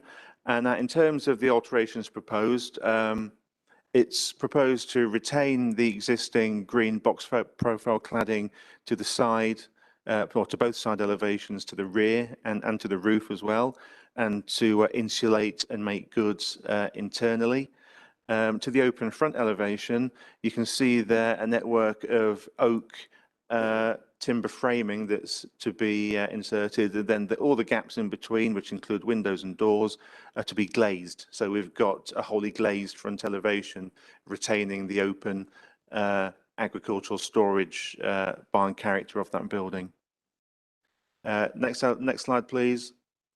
That shows the proposed rear elevation. There's 4 windows going in there, 2 to serve each unit. And then the side elevations on the next slide, 1 additional window in each. Next slide, please. Now this shows the internal layout of each unit, both to be small 2-bed units with open plan living kitchen areas, then utility and bathroom. Next slide, please. Now here's an aerial photograph of the site. The building you can see is towards the top, and it's the large flat roof building just to the east of the vehicular access from Lady Lane. You can see other buildings as well. Let's go back one, please, Joe. You can see other buildings as well on the site that front Lady Lane. One of them has been converted in a similar manner to this to a dwelling as well. Next slide, please. Here's a photograph of the left-hand side of the building. There, the roller shutter doors are referred to, the green box profile cladding as well. Next slide. That's moving along, sweeping in the left-right direction, moving now to the 2 open fronted elements of the unit. Next slide, please. There we go, and that's the end of the building. So very simple, as you'd expect for an agricultural storage building. We've got some internal shots now showing the timber structure of the building. They do show that it is solidly put together and substantial. You can see the joists there. There's strong timber posts along the elevations and in the corners as well. Next slide, please. Here we go. And then next slide. Next slide, please. Right, the next series of slides relate to a nearby appeal that was allowed to convert a similar building elsewhere nearby on the site. And as I've said, that was allowed at appeal because the inspector deemed it to be an appropriate conversion of an existing agricultural building. Next slide, please, Joe. That shows the location of it. The area to the left of the red line site is the building. The area to the right of it is the external amenity area, no more than the totality of the floor area of the building. Next slide, please. And here's the building itself. So it resembles timber stables. It's a timber construction, very poor thermally, but the inspector saw the conversion of that into a small dwelling to be an appropriate use of that building. So just to show a bit of context of the sort of buildings that do tend to be converted under the Class Q process as applied for. And that's the end of the slideshow. So the key issues relevant to the assessment and determination of this application are set out and explored in detail in the report, which also fully explains the limitations placed upon the Council's assessment of the application by the provisions of the General Permitted Development Order. As set out in the report, the recommendation is that prior approval of the local authority is required and should be granted. And finally, can I please draw members' attention to the update note that clarifies the comments made by Councillor Hawkins in calling this application in to the committee. Thank you, Chair. Thank you, John. No speakers, therefore, again, it is my responsibility to start the debate. The Council standing orders require me to move the motion. Although I'm moving the motion, I'm still undecided on how I'll vote. Do I have a seconder? Councillor Davis, thank you. Councillor Butler. Thank you, Chairman, and thank you to the officers for the insight there. Class Q is undoubtedly very useful. However, I have some concerns here. Now, I think we need some clarification. There's two concerns that I have initially. Number one is the 2013 rule, I think it is, that there can't be any material changes to the building since it ceased agricultural use in 2013. That the building has to be materially the same, from what I read. Now, we've heard this a few times this evening. Good old Google Earth. If I look at Google Earth today, it is as per the plan submitted. The dimensions are correct. If I go back 1 year, that building is half the size. So does that still satisfy Class Q? And secondly, obviously we'll deal with these one at a time, but the proposed top floor plan shows in the legend at the bottom there, doors and windows, and it shows 2 doors at the front, but on the next page shows then windows and doors. And I just want to be mindful that we're not, approving something which is kind of factually incorrect. But I'm just interested that building doesn't exist a year ago, or certainly 50% of it doesn't. Well, the building in question was granted planning permission in 2015, and it was built, as I understand it, there or thereabouts. Soon after that, it was to replace a building that was damaged by fire. It was burnt down. In terms of what the Class Q of the GPDO says is eligible for this sort of application, it doesn't say a building has to be there before 2013. It says the site has to be used for agriculture as part of an agricultural unit since 2013. The site itself has.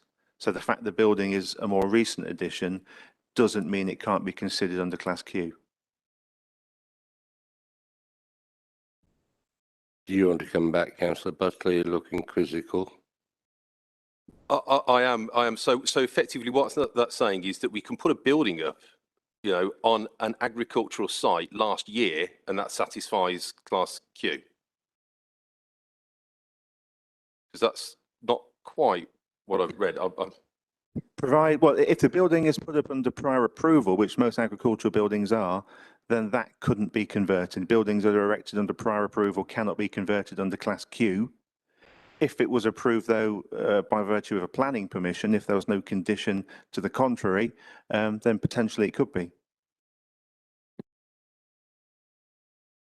I'm still confused. I'm looking around me and I see confused members too.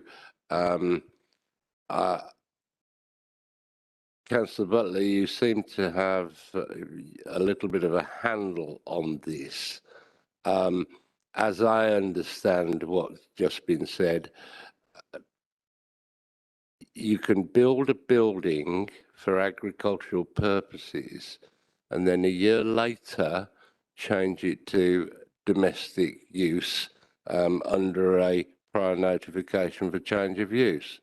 Is that where we're at, John? Well, how it generally works is that there's 2 ways you can normally get consent for an agricultural building. Number 1 is that you can apply for prior approval if you're an agricultural holding of 5 hectares or more. Then a similar application to this is submitted, albeit for the erection of a building. If that is approved, legislation states in Class Q that buildings erected under the prior approval process cannot be considered for a Class Q conversion, so that would stop that. The other way of planning a building can be erected on a farm is if it needs planning permission. So if planning permission is granted, and don't forget that in granting planning permission for an agricultural building, in the borough, all the agricultural land is in the green belt. There's very tight restrictions of what we would look at that need to demonstrate that it's justifiable and required for agricultural purposes. So we don't just grant consent without properly thinking about it. But if that were the case, we would be looking to put a condition on the planning permission to take away permitted development rights. So this sort of Class Q conversion couldn't apply in the future, if that makes sense. Carry on, Councillor Butler. Sorry, Chair. It does make sense. So what's happened in this case then? I'm just trying to clarify how we've got round this in this particular case. Well, planning permission was granted in 2015 as a replacement building for a building that was fire damaged.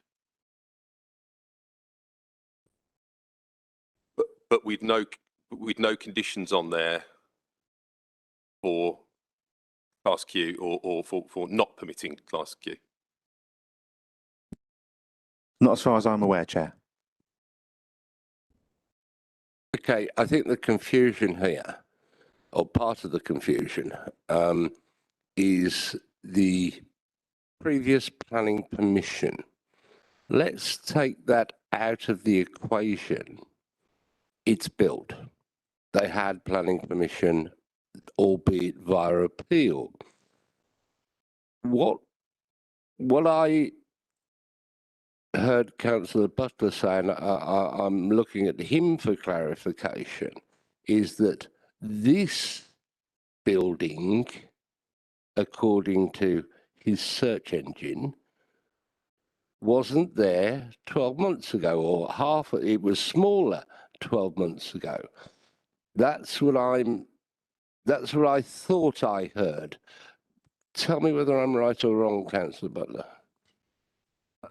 You are right. I'll read the extract that I've been referring to. It's not a government site, but it's a planning site, and it was for my own kind of education, if you like. And it says the barn or agricultural building must have been in use solely for agricultural uses on or before the 20th of March 2013. The use may have ceased before March 2013, but it can't have had any other material change of use since it stopped having an agricultural use.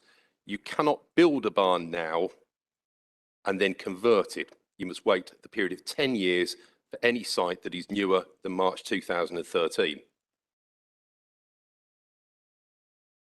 I've got an extract of Class Q from the General Permitted Development Order, and I think the mistake is it's not the building that needs to have been there pre-2013.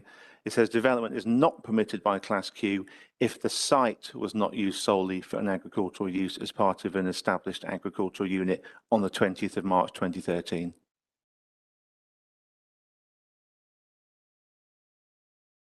I think I'll let you ponder that, Councillor Butler. And does anyone else, Councillor Caldwell, I was hoping you might put your hand in the air. I'm grateful, I think, for that hope. I wanted to just clarify something between, and it may be we need Aisha for this. How does the Town and Country Planning General Development Procedure Orders 2015 Act interact with the National Planning Policy Framework? Because the National Planning Policy Framework at paragraph 149 is very clear that inappropriate development in the Greenbelt is contrary to its planning policies. So it seems that there is something of a tension between those two pieces of statute or policy or whatever they are. And I'd like to understand that, because it feels a bit like Class Q is a get out of jail free card for building stuff in the Greenbelt because you've got a shed there already, which is what this is. Aisha? On that, Chair. Yeah, there is certainly a lot of tension between the GPDO and adopted planning policy. across the whole document. You know, we came across one of them earlier today at Winleaves Road. It allowed that extension to be built without planning permission, which wouldn't comply with development plan policies. It wouldn't.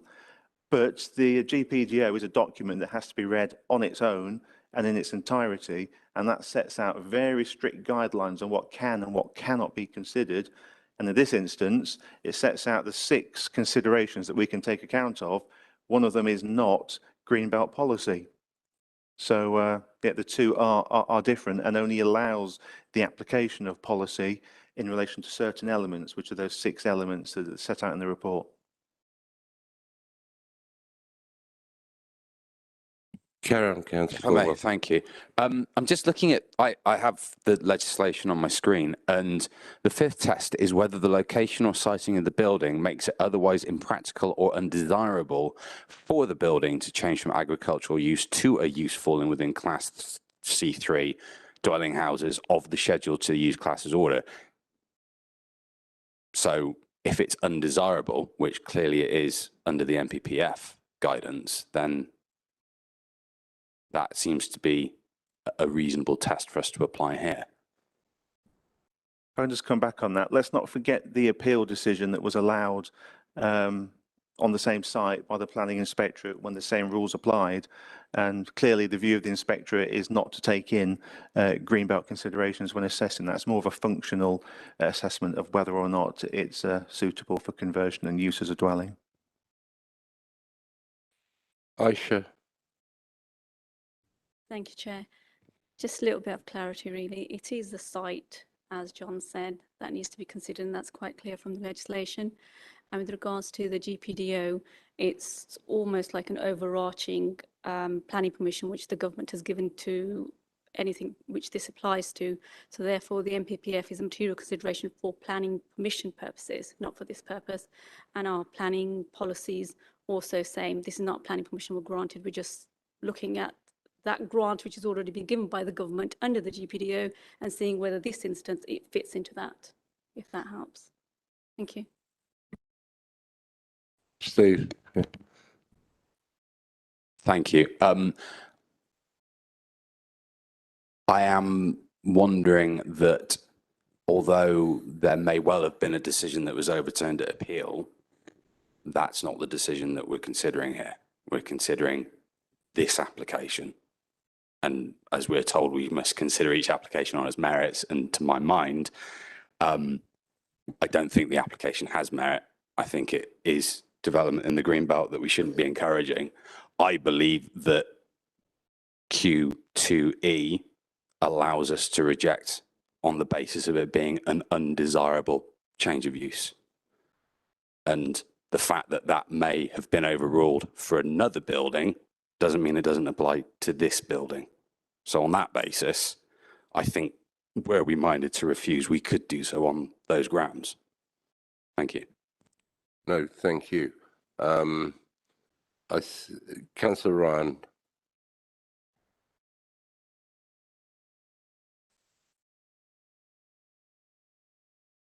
There's a high bar to be reached to buildings within the green belt, and here where it talks about converting. The big question here: are the farm buildings convertible? Can they be converted? If they can't, Mr. Lawrence will know the famous case of Gallagher, where he rebuilt, but he didn't convert, and the council won all of those cases, and the house was demolished. It's a famous case. It's worth reading, you know. And if these are not being able to be converted into a habitable accommodation, then that's a big question for me, Chairman. Could we have the photographs of the buildings that they want to convert, please?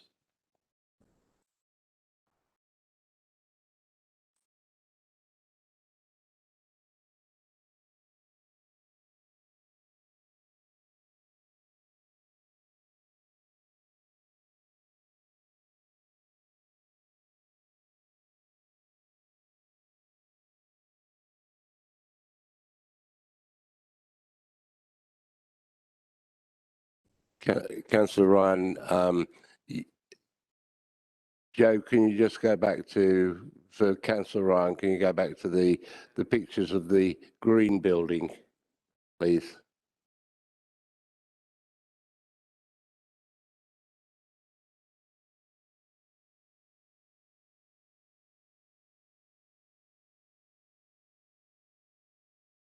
Councillor Ryan, if you want to move to the next picture, once you've had a look at that one, if you want to move to the next picture, please let Joe know. There's a lot of talking going on, Chairman, while we're trying to discuss this particular application. But there isn't a brick in sight there for these buildings, not a brick. So you can't call them a barn as such for conversion. They would have to be demolished, and to build a habitable home, they would have to be demolished, and you have to go down footings and build them. It would be a new build. So you shake your head, but are you talking they're going to live in that kind of galvanized structure? If I may, Chair, there's all sorts of internal works and structures that can be constructed and adapted without having to demolish a building. There's a timber stable block across the way that's been converted in a similar manner. Now that just doesn't retain single ply timber walls. It needs building regulations approval, so there'd be internal works to strengthen and to insulate, and that would be the case here. Thank you, John. Councillor Ryan, sorry, carry on. No, please carry on, because I have two other councillors who wish to also speak as well. Okay. I respect, of course, what's being said, but I disagree with it. And I couldn't be voting for this. I'm sorry. Okay, Councillor Goff and then Councillor Butler. Thank you, Chairman. I'm going to be the one swimming against the tide on this one, I think. But I think, what we're looking at here is a situation where, farmers are struggling nowadays to make a living. And a lot of them are building, what's potentially short stay holiday accommodation for people to get away at the weekend. And I would guess that this is going to be something like that. It seems that we're looking for a reason to refuse this on a technicality where we've had clear guidance that it is compliant. And, I don't think we should be looking at technicalities as a reason to refuse somebody a way of making a living, basically, because this is what somebody's obviously trying to do. So, I don't think I'm going to be refusing this one. Thank you, Chair. Councillor Butler, probably with some technicalities. Here we go with the technicality. The reason that I believe this has to be absolutely right. The Class Q is a real kind of privilege, and it's there, to support agriculture, etc.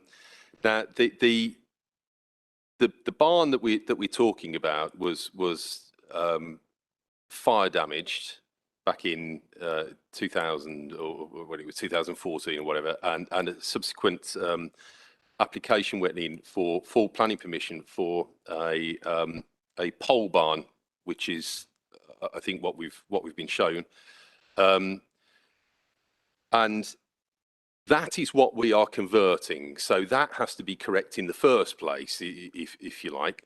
Now that was granted in 2015 and wasn't built in 2020. We can see that from the aerial shot. It is not there. Now, I think the permission has to it has to be built within or within 3 years or something to that effect. But there we are 5 years later with no barn. That's been quickly put up in the last year outside of that planning permission, and now we're asking to convert it to a dwelling.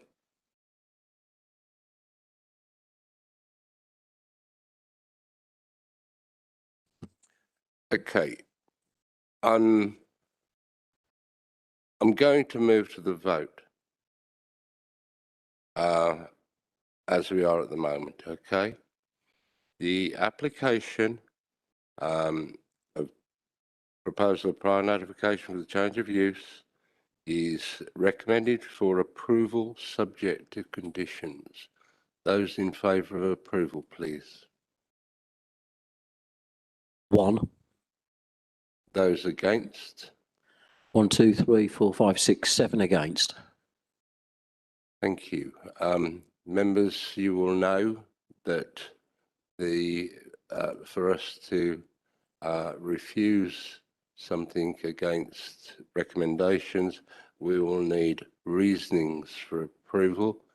I sort of guessed that this was going to be the way we were going, so I'm going to adjourn the meeting for 10 minutes so that officers can provide us with suitable reasoning for refusal.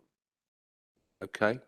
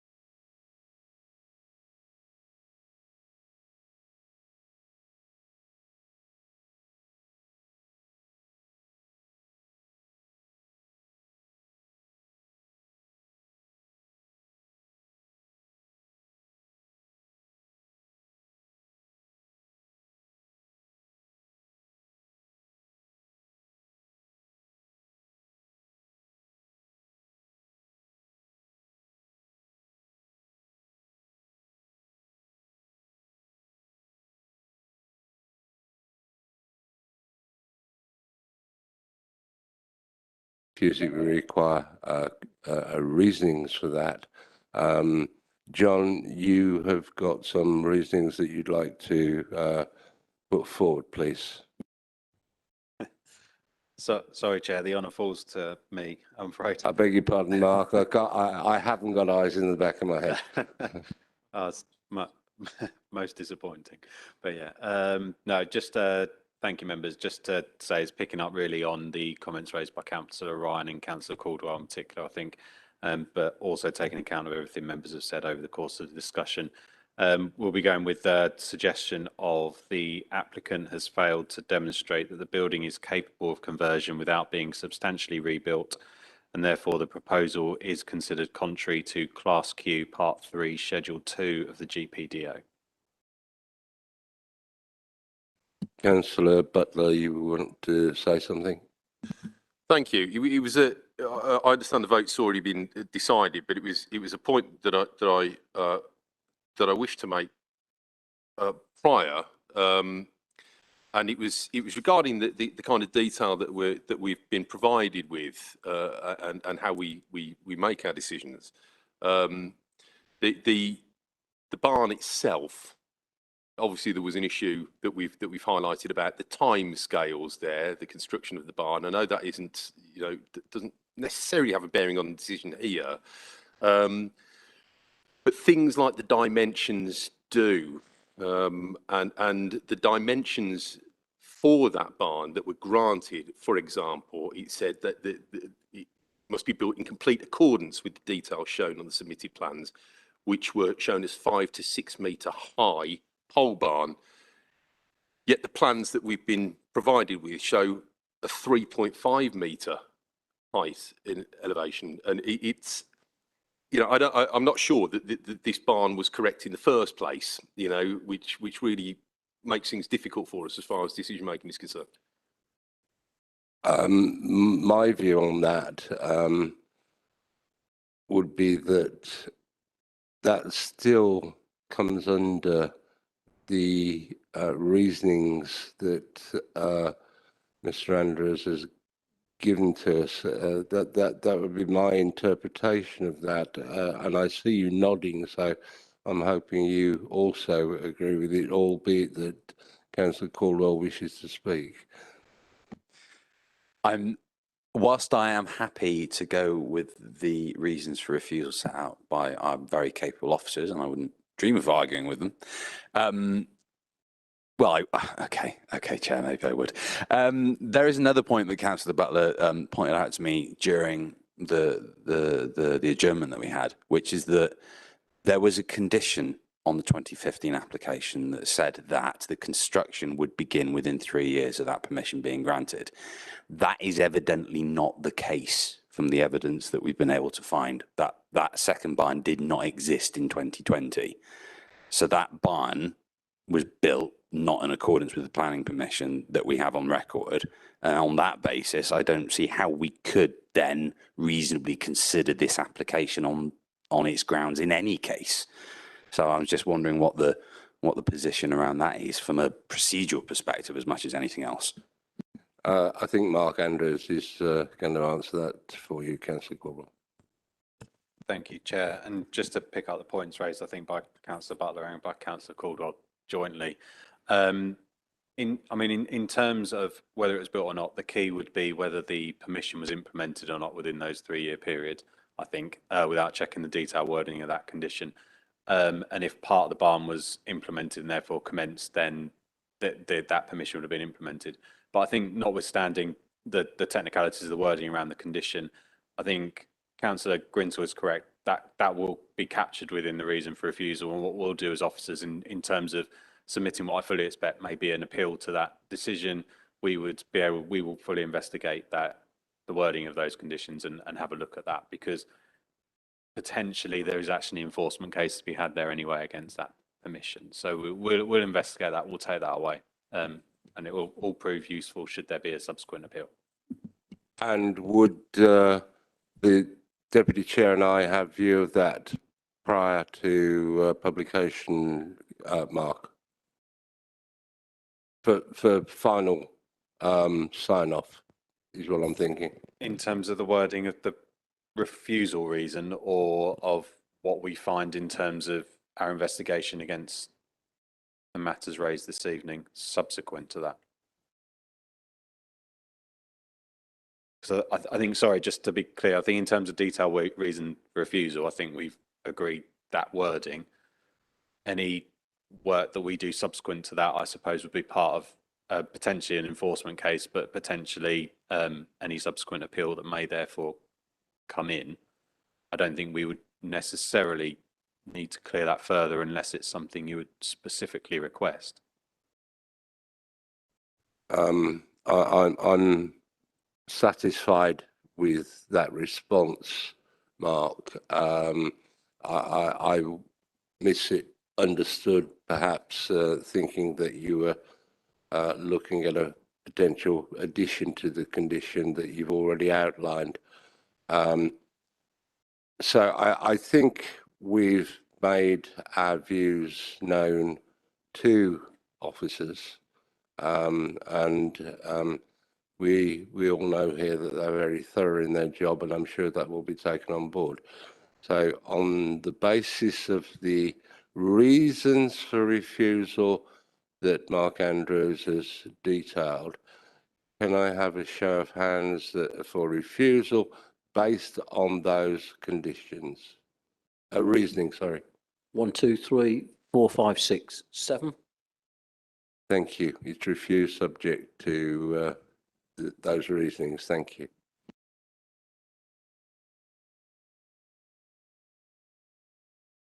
And nearly finally, we have in front of agenda item 20 on pages 113 onwards, an application for a village green.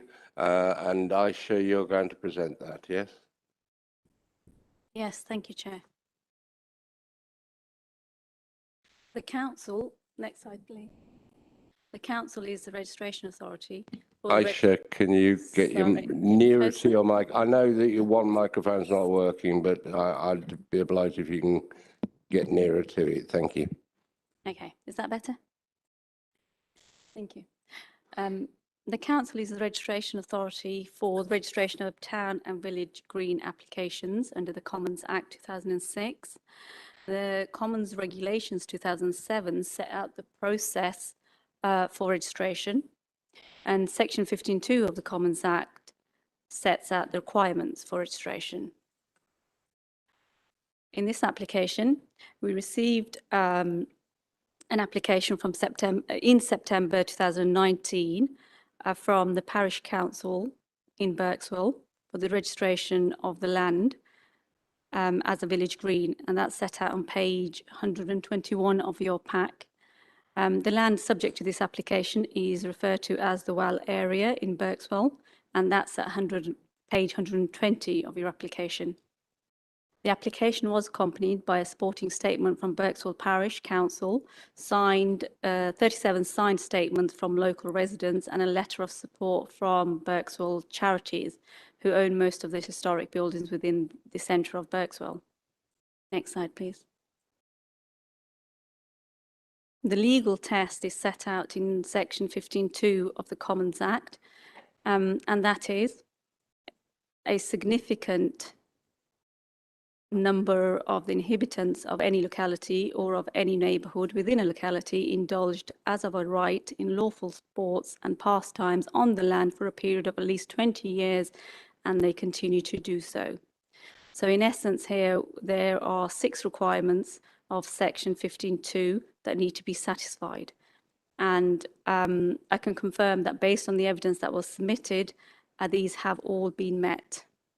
In that there is a significant number of inhabitants of the locality that's met by the 37 statements and the accompanying statements provided by local residents who have indulged as of a right. No permissions have been obtained to use the land.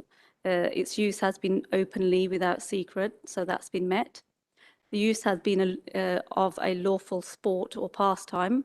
Land has been used as a play area for local children, a walkthrough for residents and visitors, dog walking, quiet contemplation, etc. and that's all been set out in their statements from the local residents. And the land in question, as stated, is the well area on Church Lane, Berkswell, opposite the village school. And I refer to this in the next few slides. Also, it's been used for at least 20 years. Again, evidence has been provided in the statements from local residents, which suggests that this use has continued since 1956. So they met this for well over 20 years, and they continue to do so at the time of the application, and we believe this to be correct. It's still in use as a walk-through and play area, etc. Next slide, please. This plan on this slide, there's a slide. This is the plan that was submitted with the planning application, which shows a slight discrepancy to the plan, which is now amended and will be the one that is registered as part of the Village Green application, which is on the next slide. No, sorry, go back 2 slides, please. So this was the one that was registered. So you can see the line towards the bottom. There's a slight kink in it, which hasn't been followed, but that's now been amended on the next slide, which is the correct plan. So it's just a really negligible amendment which has been made. And for those reasons, it's not thought that it needs a republication. Sorry. Next slide, please. The consequences of registration are that essentially that allows enjoyment of the land in question as open space. It creates criminal offences for damaging, causing nuisance and obstructing the land, and these are all set out on page 116 of your pack. And the land cannot be enclosed, encroached upon or built on. And that's again set out in your pack. Next slide, please. The notice of the application was publicised as per the requirements in the regulations, and a lot of publication was done, and that's all set out on page 150 of your pack. Site notices were placed on site. It was advertised online and also in the Observer. And we haven't received any objections. So therefore, the recommendation is one of approval to register the well area as a village green. And I have a few slides just showing, yeah, that's one of the notices as, and you can see behind that is the actual area. Next slide, please. And there it is as it is today. So these are recent pictures. Next slide, please. And that's again showing from a different angle. And then next slide, please. There it is again. Thank you. Thank you, Aisha. No speakers. It's my responsibility to start the debate. The Council Standing Orders require me to move the motion. Although I'm moving the motion, I'm still undecided on how I will vote. Do I have a seconder? Councillor Davis, thank you very much. Members, can I suggest we go straight to the vote on this one, please? Councillor Ryan, you wish to speak? Thank you. I support the application, Chairman, and I'm happy to move approval of it. Thank you. So the recommendation is one of approval. Those in favour? 1, 2, 3, 4, 5, 6, 7, 8. Unanimous, Chairman. Thank you very much. 2 final points for this evening's meeting. There are no appeals decision. The delegated decisions are in your packs. Unless there's anything that members wish to raise from that, no, they are there for everyone to acknowledge.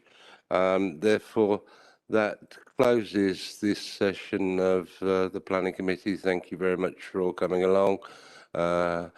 Safe journey home and have a good evening.